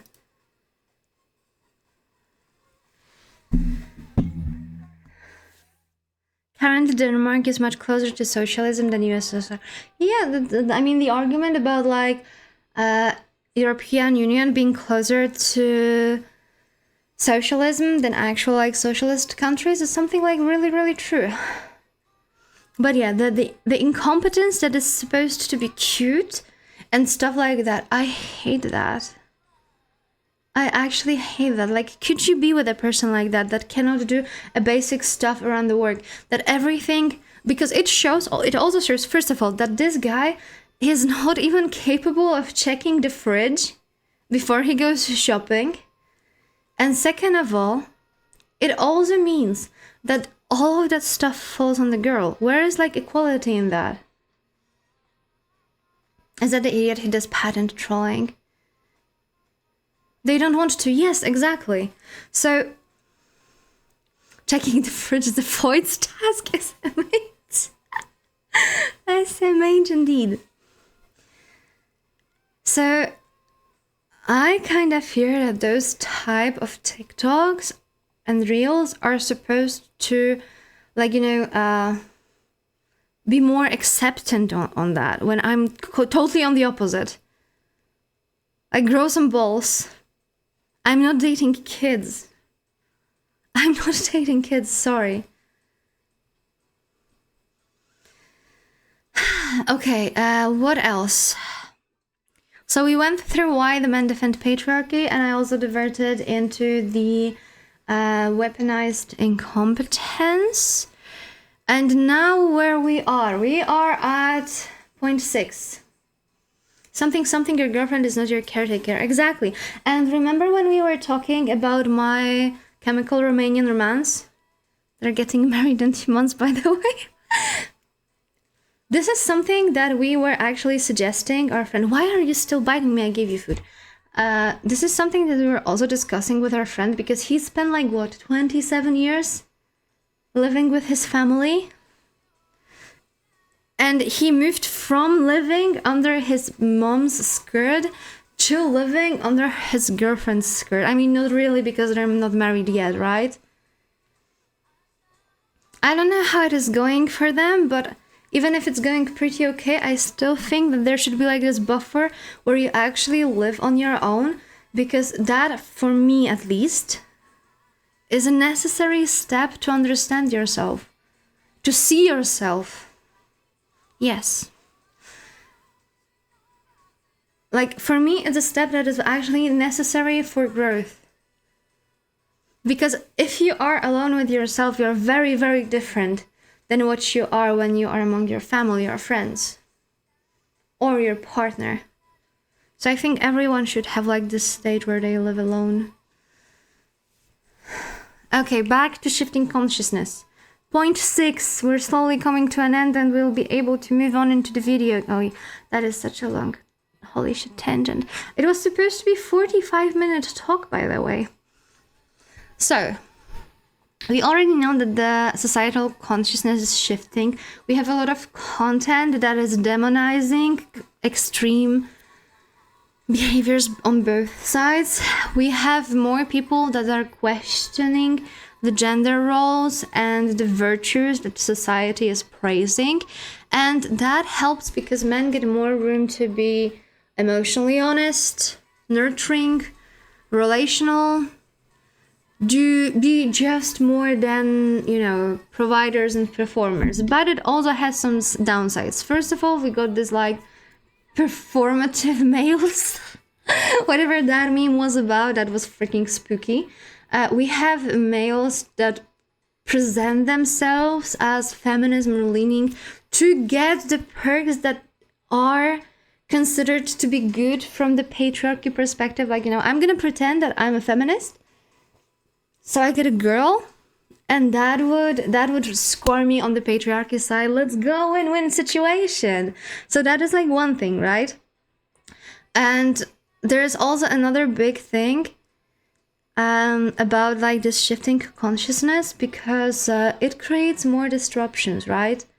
There's more people questioning the norms. There's more people questioning the roles too. There's more people getting into discourse, and it's creating more friction because there's like a lot of challenging beliefs and a lot of challenging statements. And obviously people who are less open to the change when it comes to their beliefs, they will be more upset, right? They will be more upset about it, and there will be more discourse. And for a while, it might look that we're getting more divided instead of getting more united. And the worst part is that it is true from one perspective, especially when we start to demonize one side or the other all the freaking time. So it's such a complex thing in general. And still, we're talking about like the Western side right now, because on the Eastern side, we know that how many people, for example, died when they were protesting against it, right? Which is super, super sad. But this is also nothing that we can change a lot. Like if, for example, we look at Afghanistan, right? Afghanistan was way better before all the wars there happened. When it comes to like, you know, human rights, like, I mean, let's call it human rights, not just female rights. And now it became more radicalized. So I don't think that there's like a good solution for that one, except for like, you know, maybe the change on our side will slowly change something on their side. No, but we also have more people who are males, and they're like, for example, male content creators, and they will be more open about like their emotional stuff, about their mental health, about healthy approach for parenthood and stuff like that, which I consider to be very uplifting, to be honest. Wasn't it kind of the same before the wars too? Not really. For example, if you look at Afghanistan before 70s, before the West started to mess there more, it was actually going pretty upward, at least in some of the regions, right? At least in some of the regions. In Iran, they had like a lot of female scientists as well. But then they had to start to like, it kind of happens in our European world right now as well, right? That the fear of anything coming from the outside make people more radicalized in their beliefs to protect themselves. Which time? Because I think that there are like few times in Afghanistan. I think it all started in like 90s. That was already like the US messing there.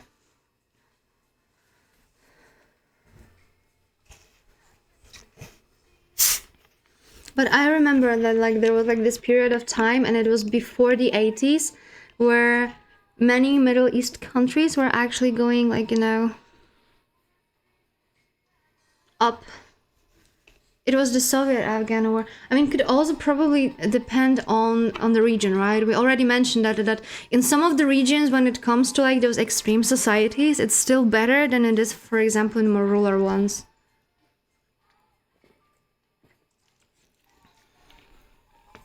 Everyone has fought in Afghanistan before the US is what it was the USR.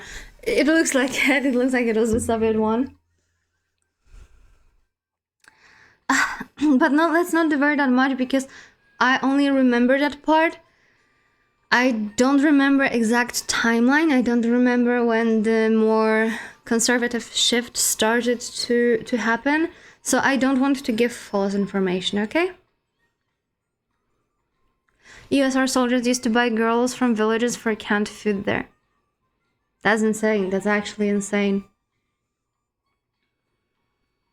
That's actually insane. But speaking of such, I remember I was reading a book about, well, let's call it straight prostitution in Europe, but not nowadays, throughout the ages.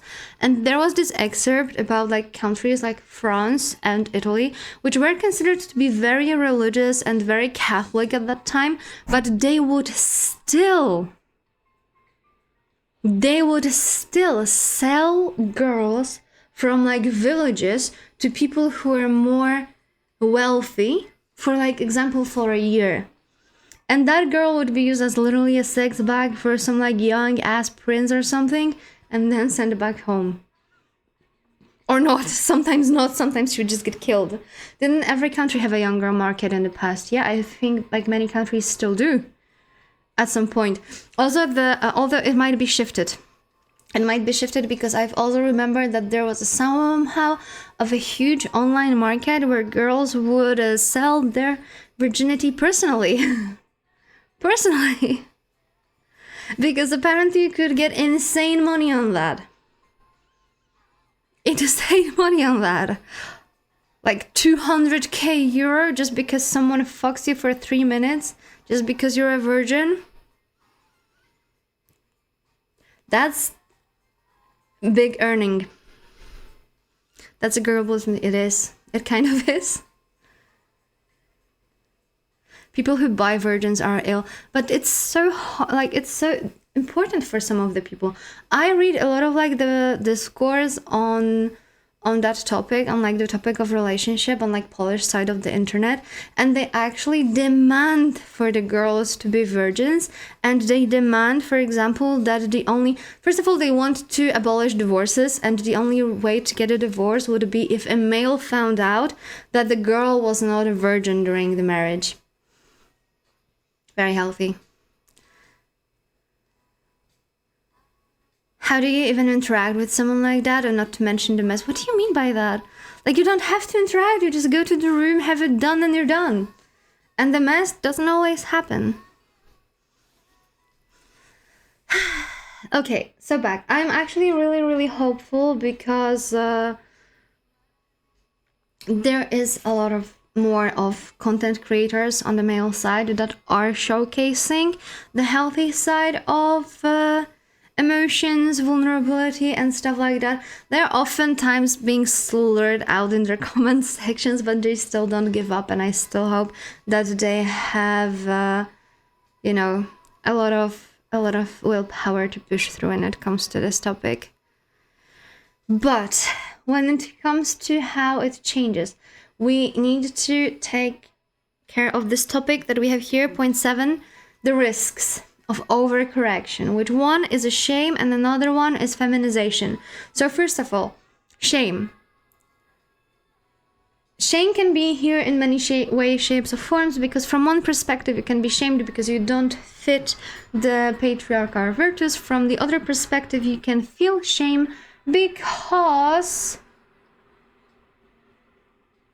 you finally start to feel and identify yourself, and you can feel shamed for that. I love feminization, yeah. And something that is brought up by hardcore masculine guys right now is the problem of feminization, that males are being too feminized, and they often bring the topic of, for example, Asian models and major Asian celebrities, that they look too feminine, and they're being feminized, and they're being stripped out of masculinity. And in a way,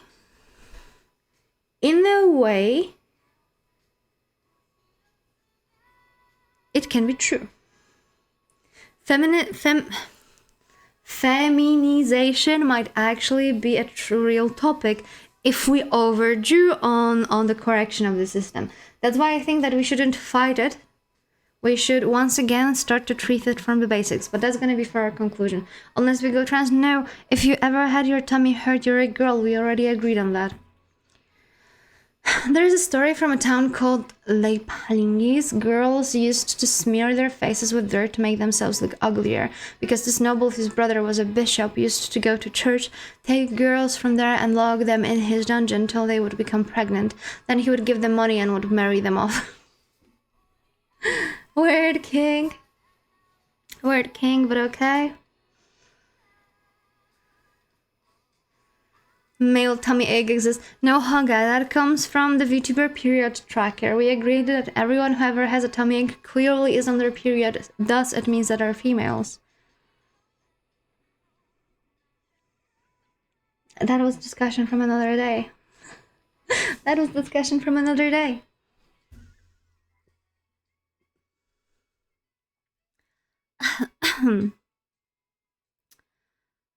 Okay, wait a second, I need to look at my notes.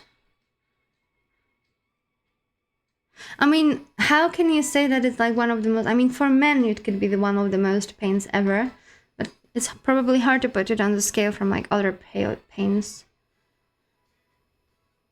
Male tummy aches are worse than any period pain, and that's a scientifically proven fact. Hit me up with some science on that one. Honestly, I don't know why women complain about periods when we have to regrow our peepees every winter. I had Vtuber PMS tracker and got reminded that I think someone... Yes, it is. And some people were actually upset for not being included there. The male flu is called second. Like, have you had a male cold? Okay, nice one. That's one. You got me giggle. I mean, I've read that actually it is pretty... that is actually pretty difficult, because females oftentimes go through like a little bit more pain when it comes to like growing up and stuff like that, so they are more tolerant on some of the symptoms. And it's actually a nice comparison, for example, when they have like those period pain simulation tracker and they have to do like one thing at the same time, like the same thing, and females just go through like level 8 without even blinking, and guys are just like done at level 3. And that's because they're like more conditioned to pain. So I can totally understand how male cold or like male tummy ache could be debilitating.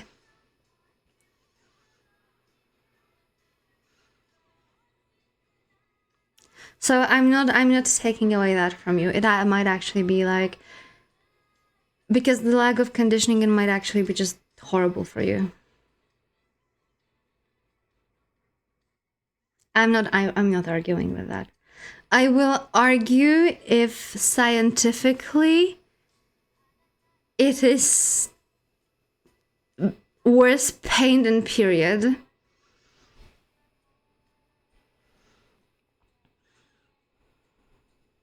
Don't listen to him. Who's doing a bit?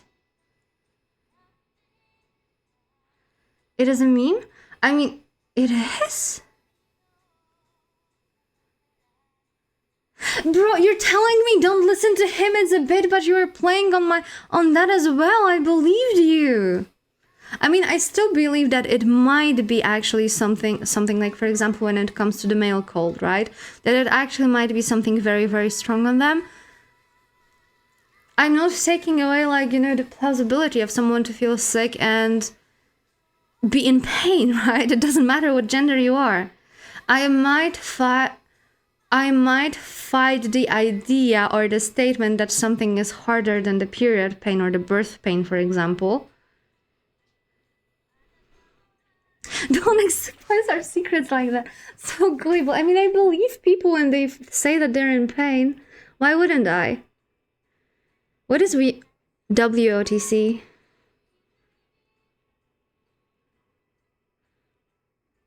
What is WOTC? I'm Googling. Wizard of the Coast is a family studios. No, that's not it. I can't fucking type.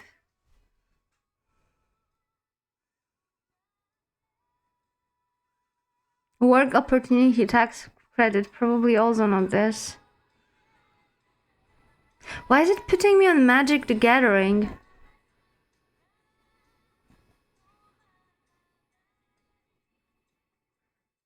You should be careful with the bits. Podcast name? Oh, the guys that make Magic the Gathering. I mean, I still want to try, so I feel like if you have like any episode that you like, you can drop it in the react part. Because now you got me competitive. You said something is too advanced for me, and I accept my weakness only when it comes to mathematics, and this is the only thing that I would say that I suck at. I will never do anything else. So if you say something is too advanced for me, I want to try myself. I mean, male flu as a meme, it does exist in general, because I've seen it on TikTok quite a lot. Quite a lot. Also, Fallon, if you're still here, do we still have time today to finish the video game? Tell me. Or do we play something else today? I don't think you're online enough. I have reconsidered since last time. I think I might be online enough, it's just that I'm in a different parts of online.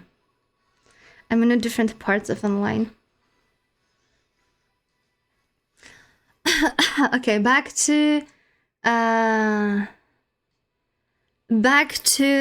the core, because we are at level 7 and we are slowly getting, like, you know, close to an end. So yeah, over-feminization might be the issue, because that will make us blend as a society. I think the differences that we have when it comes to genders are beautiful and make us who we are. But that doesn't mean that, for example, if we have more feminine guy, that's a bad thing, or that if we have more male girl, that is a bad thing. Like, I love tomboys. And for example, a character like Raphael from Love and the Deep Space, he is a very, very feminine in the way he lives. In the way, like, he lives. And he's still super attractive in general. I mean, not only speaking of attractiveness, he's still like a nice trope of a character. So the only thing I would be worried about is that we actually push males into like complete softness when some parts of like masculinity are like just part of biology, right? So we should be like going step by step. Men and women have different tolerances to pain. Men have evolved for combat, so they're tolerant towards injuries, and men can tolerate have their limbs torn apart but die to a flu. Women have evolved for administration, so they're tolerant to sickness and internal pain. They can tolerate internal hemorrhage but suffer from a splinter. Oh, that makes so much sense. Oh, thank you for this comment, because you know that I suffer from endometriosis, right? By the way, it's endometriosis awareness month, and thanks to that, I've learned a lot of stuff that I would rather not learn about endometriosis, because I am one step away from getting a freaking medical hysteria at this point. So, coming back to it. So, my pain, not only during the period, but also outside of it, due to endometriosis, is actually something special. There are days that I would puke from the sickness, right? Especially on my period. I will just explain like endometriosis in a second, if you could wait. So I still have pretty high tolerance when it comes to it, and I can still like work up to the point that like my mind goes blank and I only see the darkness, and this is when I tell it's enough and I need a sick leave, I need to rest. But I will still be completely functional to like a very, very high point. And, but for example, I tried like the epilators, right? Like those are like those small pincers that pull your hair out one by one. I cried from pain from that, and that is not even that hard. I unironically cried from pain. Or like if I got hit, like if I hit myself against my desk, I almost cried because it was so freaking painful.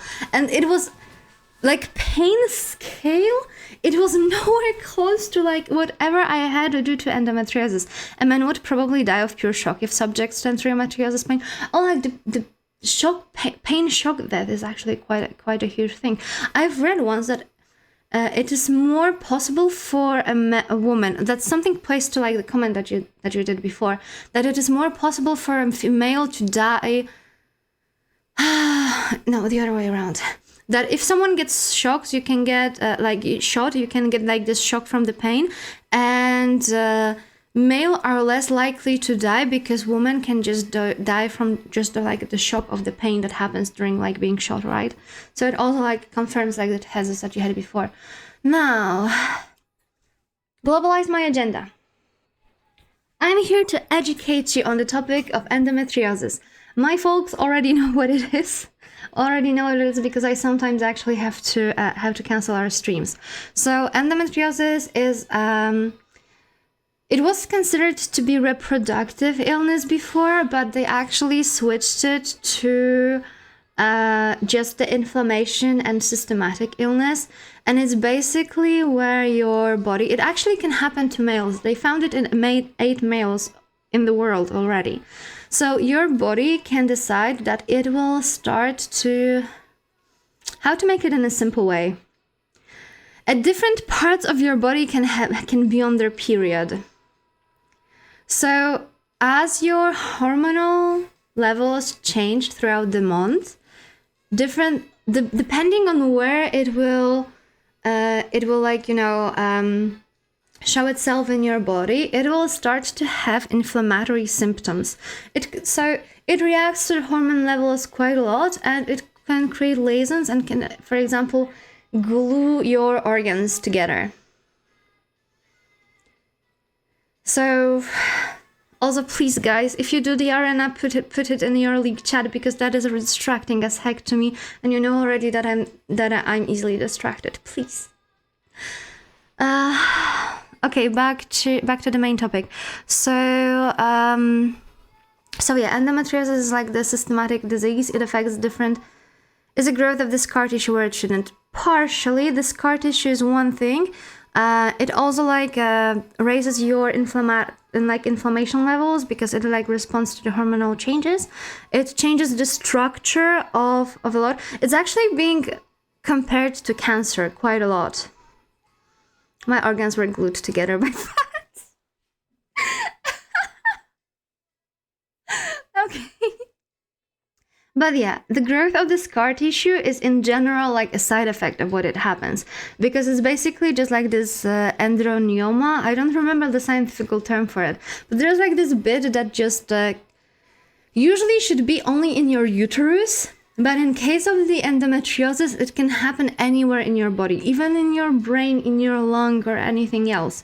So it will actually create like more issues for you because you will have some random pains.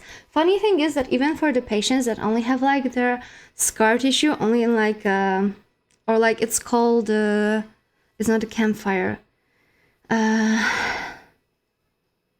Let's just call them points because I forgot like the scientific word for all that. So if they have like those endometriosis points, even if they have it only in their like uterus, they can still suffer from like random pains in other parts of their body because it affects nervous system, hormonal system, like everything. So it's a lifelong disease. There is no actual cure for it. It's quite often creating tumors. I actually had a tumor, which was funny because I had like 11 diameter tumor in my body. But during the surgery, it turned out that I actually had 2 because the other one was hidden after the first one. And I was like, fuck that. And the surgery actually doesn't change anything. And because it's not only affecting reproductive system, even if you sterilize yourself, you will still suffer from it. So sterilization is not a cure. What somehow helps with, organizing the symptoms is hormonal contraception, but it's just like, a band-aid solution to that. That also fucks up your body even more. So there's not a good solution either. And it's also very highly unresearched. And a lot of research around endometriosis, which is actually infuriating, is more focused on stuff like how does it affect sexual comfort of patients, of partners of patients with endometriosis. And I'm like, can we focus on how it affects patients with endometriosis instead, please? Or there was a research showcasing that patients with endometriosis are usually considered to be more attractive because they produce more estrogen and more pheromones that are more attractive to males. That sounds horrible. It is. It pretty much is. Yeah, but you know that the amount of money that was put on the research of endometriosis, for example, in 2025, I think, that was only 3% of how much money was put on the research of the topic of male baldness.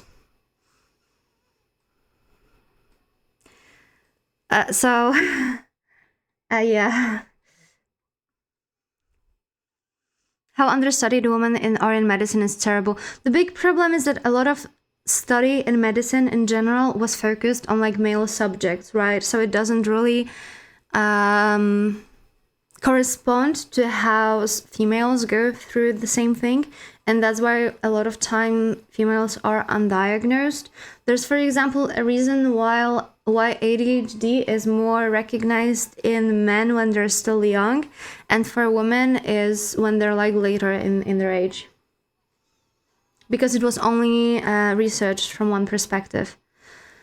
I remember the first time when I went to gynecologist and I was like 16, I think, 17. And I told them that I cannot function when I have my period. My stomach gets so big, I can't fit in any of my clothes. I puke, I pass out and everything. And you know what they told me? Oh, it's all gonna be over after you have your kid. I mean, sure. I was told that up until I needed a surgery. Up till that point, years later, every time I've mentioned it, I was just told, it's just your nature, you're overreacting, it cannot be that bad. Oh, you're just making stuff up, you need attention, right? And I've heard it from like everyone. Yeah, that already started like at the age of 17, and I got 16. The first time when I was like told that. And I was told that I'm overreacting from everyone except from my mom and my grandma. Everyone else was like, yo, you just need attention. You're an attention seeker. It cannot be that bad. The guy that I was with for years, I remember I was like puking my guts out because I was in so much pain and no medicine actually worked. And the only medicine that actually kind of works for the pains I have is literally gambling on my liver every time I take it because it's very, very hard. I remember I was like in the bathroom, I was puking. At the same time, I was shitting myself because I cannot control it. Like, it affects everything, right? So I'm just freaking dying in the bathroom, cuddling the freaking toilet, right? And then there's my fiance at that time, and he was like, oh, I think you're just overacting. You have your period since you were like, what, 11? You should get used to it at this point. So there was a lot of shame in me for that, for feeling that way, to be honest. Not gonna lie. Hi, Son Wokong. Yes, hello. So yeah, I was also a subject of shame, but from a different perspective. But we're not focusing on the girls today, and we're slowly coming to an end of our discussion. Also, Fallen, thank you for your comment. I see that it's literally impossible for us to finish the game, so we'll probably play something else, and we will finish the game on Tuesday, I guess, or Wednesday, depends on when I will stream, how the week will go, because it is 3 hours already in the stream, and we're still not even done with this topic. So we were at the topic of the risk of overcorrection, that we should let people be people, to be honest, right? And we should also accept that there are some differences between us because we are either on one side or another or somewhere in between, right? And being somewhere in between is nothing bad, because as we know, when it comes to the gender, it also corresponds to like the levels of like chromosomes we have and like the DNA and stuff like that, right? Right? So anything in between also works. Strength. Can you not make fun of my typos? Can you not make fun of my typos? I can't type. It's known knowledge. What is definitely changing for plus, that there is more openness, and there is male acknowledging their weaknesses, there are males acknowledging their emotions, and encouraging other males to do that too. Because I think that if it was coming only from the girls being to the guys like, hey, you need to be more open up about your emotions, that could like be weird for them, and it could be hard to accept, right? My doctor just trying to boost teen pregnancy. So the goal is not to feminize men, the goal is to humanize them. And the goal is also to humanize females too, so we don't like, instead of finding each other in all this mess that like the years of broken systems and the years of like different means of control were on us, to find each other like in all of that, not to like, go on different paths again. I enjoy your laughter, I can't help it. I see. So now, what is our goal? Our goal is healing patriarchy as a system and healing society in the process. But healing that should not mean castrating men psychologically from what masculinity is or could be, right? It should mean freeing them from the domination and all those like virtues that are supposed to be like the script for your life, right? It's to give them more meaning outside of those virtues. Like those virtues definitely play into like the biology of men at some point. So we don't want to strip their backbone, but we also need to adjust it so they're more open and they can actually be in tune with themselves, right? Like there is a difference between healthy softness that is considered to be feminine and the collapse.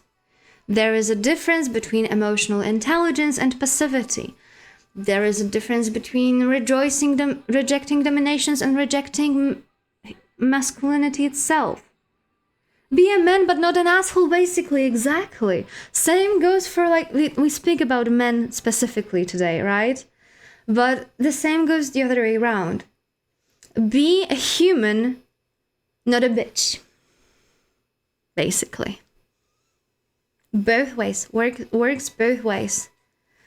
The only problem is that we already learned that when it comes to females, they're more in tune with the emotions, and throughout the process of the past 2.5 hours, we've learned how patriarchy is kind of castrating men emotionally, at least on the surface level, right?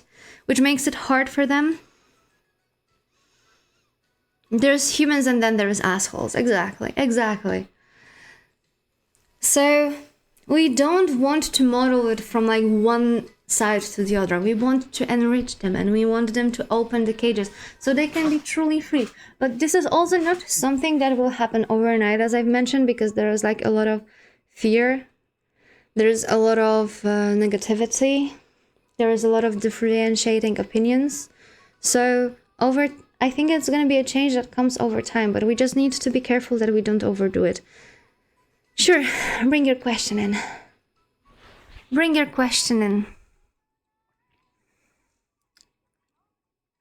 So now, for the closing part.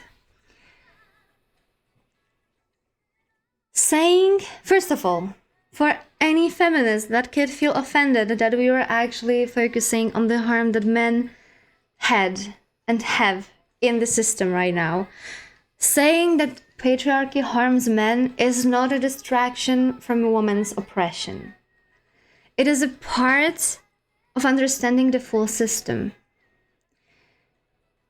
It does give men status in some ways, but it also gives them a very narrow and very painful script that they have to fit in. Otherwise, they are deemed to be unfit in the society. And that later on affects not only them, providing mental damage and increasing loneliness and the feeling of loneliness and mental issues that could happen, or suppressed emotions that can later on project themselves into externalized anger and violence, but it also affects their relationships with other males and females, regardless of like the type of the relationship that they have with them. So the answer is not to shame masculinity as some people try to do. The answer is not to erase it. The answer is not to say all men. The answer is to heal it.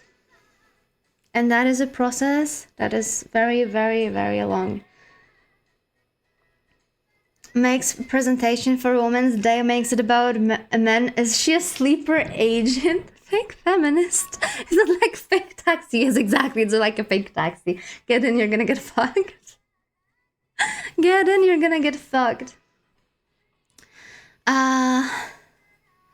I wanted to say something. Wait a second. Let me look at my notes. I know that I did a closing statement, but I had like some more comments on that one.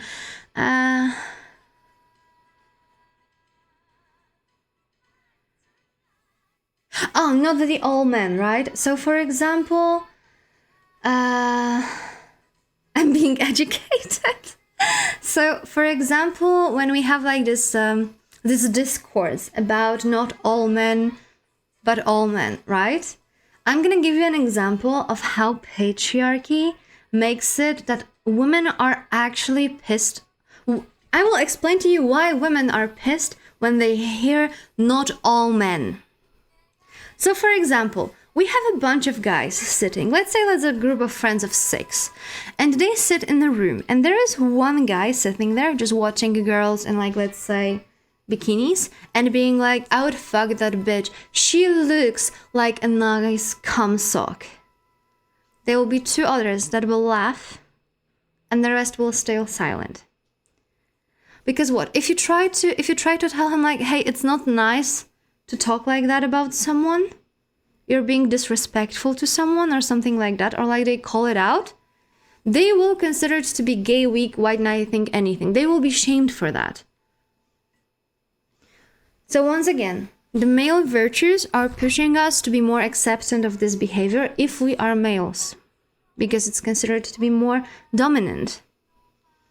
And girls are aware of that. They are aware that, for example, if they are in the room and they are gonna be sexually harassed, the chances are that another guy will step in and help her, seeing that she's in distress, are pretty low. It's not. I'm not saying it will not happen. I would personally had it happen to me. I was. How about you become the Kamsuk is the correct answer? Yeah, let's go. Let's go. You're winning now. So I had that personally happen to me. I was in a club and I was in a club alone, and I just wanted to listen to loud music, have some drinks, and dance my ass out.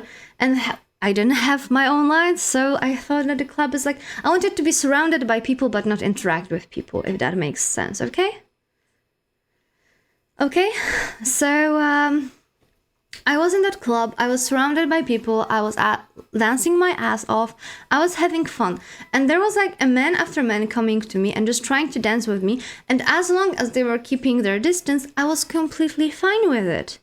But a lot of them, despite the music being quite fast, instantly tried to rub themselves against me, and I would push them away, tell them fuck off and stuff like that, and they would be not really receptive for that. And then there was this one guy. This one guy just comes out of freaking nowhere, right? And he's she's with me. She's with me.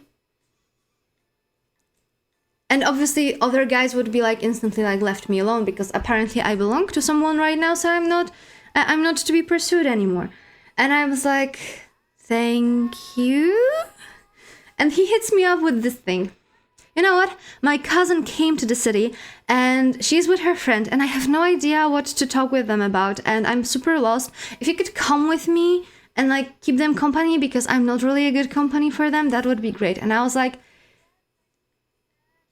you made this up. And he was no, trust. And I was okay, I'm gonna trust you one time and I'm gonna check it out. And he was actually telling me the truth. He was there with his cousin and her friend and he had no idea how to entertain the girls, so he was he found me, grabbed me, kidnapped me, and I was entertaining them. But he helped me. Still, he helped me. He helped me in the best way possible to make others go away, and I'm still very grateful for him to that. But I had guys, for example, I was out with a colleague of mine, and we met some guys, and we told them that we are not interested. And they would block the exit from the club, and they would not let us out. We managed to sneak out at some point. And, Facebook had, I don't know if they still have it, but Facebook had this stupid functionality that it would show you the people that were in the same place as you in the past 24 hours, so you could add them as friends. Motherfucker tried to add me the next day. He didn't even know my name, but he saw my profile picture and he recognized me. Okay, your question now. So what if there is a man that likes to get drunk, and when he gets drunk he believes that he's happy and all that stuff, and his wife or girlfriend or friend says to stop drinking? Should the man stop from drinking even though he thinks he's happier that way? I have a friend that has this problem and I don't know how to help him. And yes, I know I'm a bad friend for not telling him about that, but if he said that he's happier that way...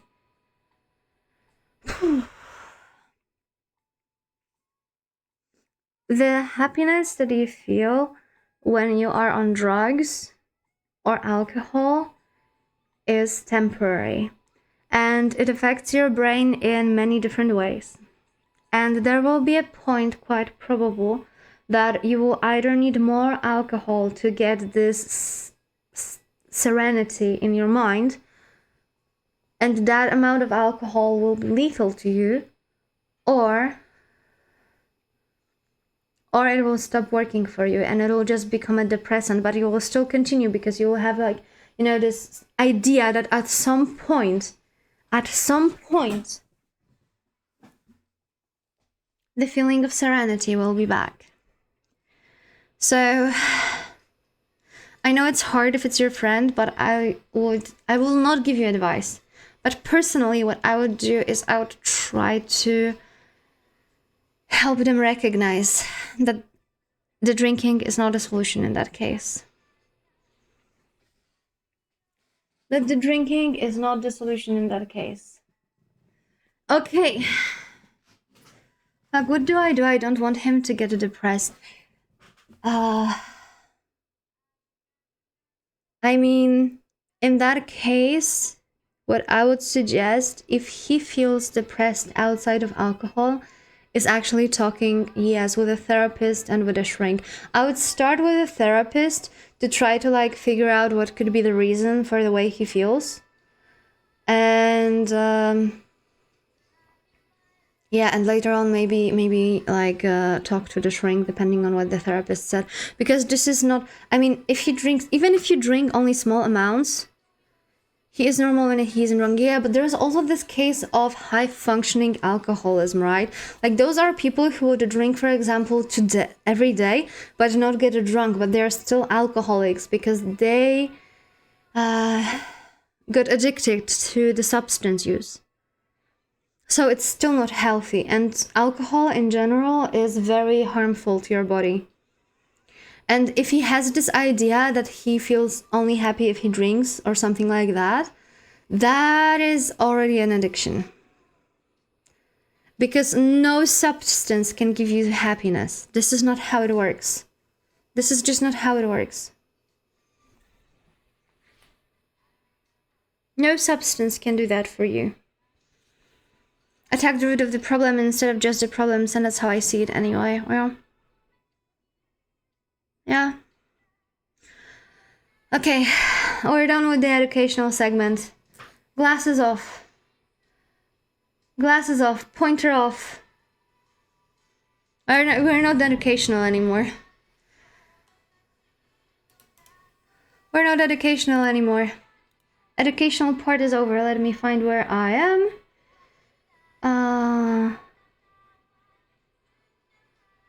I mean, you can still talk about like those stuff, but we're not doing the educational segment anymore. School's over, yeah. I mean, it's been 3 hours. That was a long lecture. That was a long lecture that we had here. And back. Time to sleep? Yeah, what do you mean time to sleep? We have to play something. It's still early. I was supposed to finish the RPG game that I'm currently playing. The problem is that it turns out that it's still at least 6 more hours of stream, and I don't think anyone would survive that, including me. Was there a homework? Yes. The homework is be a good person. Always strive to be a better person. In general, a better person. It's 11 p.m. I mean, it is 11 p.m., but it's still early to finish. It's still early to finish. So we were still gonna do something. What I wanted to say is still... yeah, the lesson is be a better person. As I said, I don't think we can like overthrow the system. I don't think it will also do us any good, because it will only backfire on us. I think like with many cases we need to start with like the work on the basics and try to change the world closer to us and show the people that are the closest to us that there are other ways of figuring out stuff. And then, you know, over time it will just like go up in the pyramid of a society.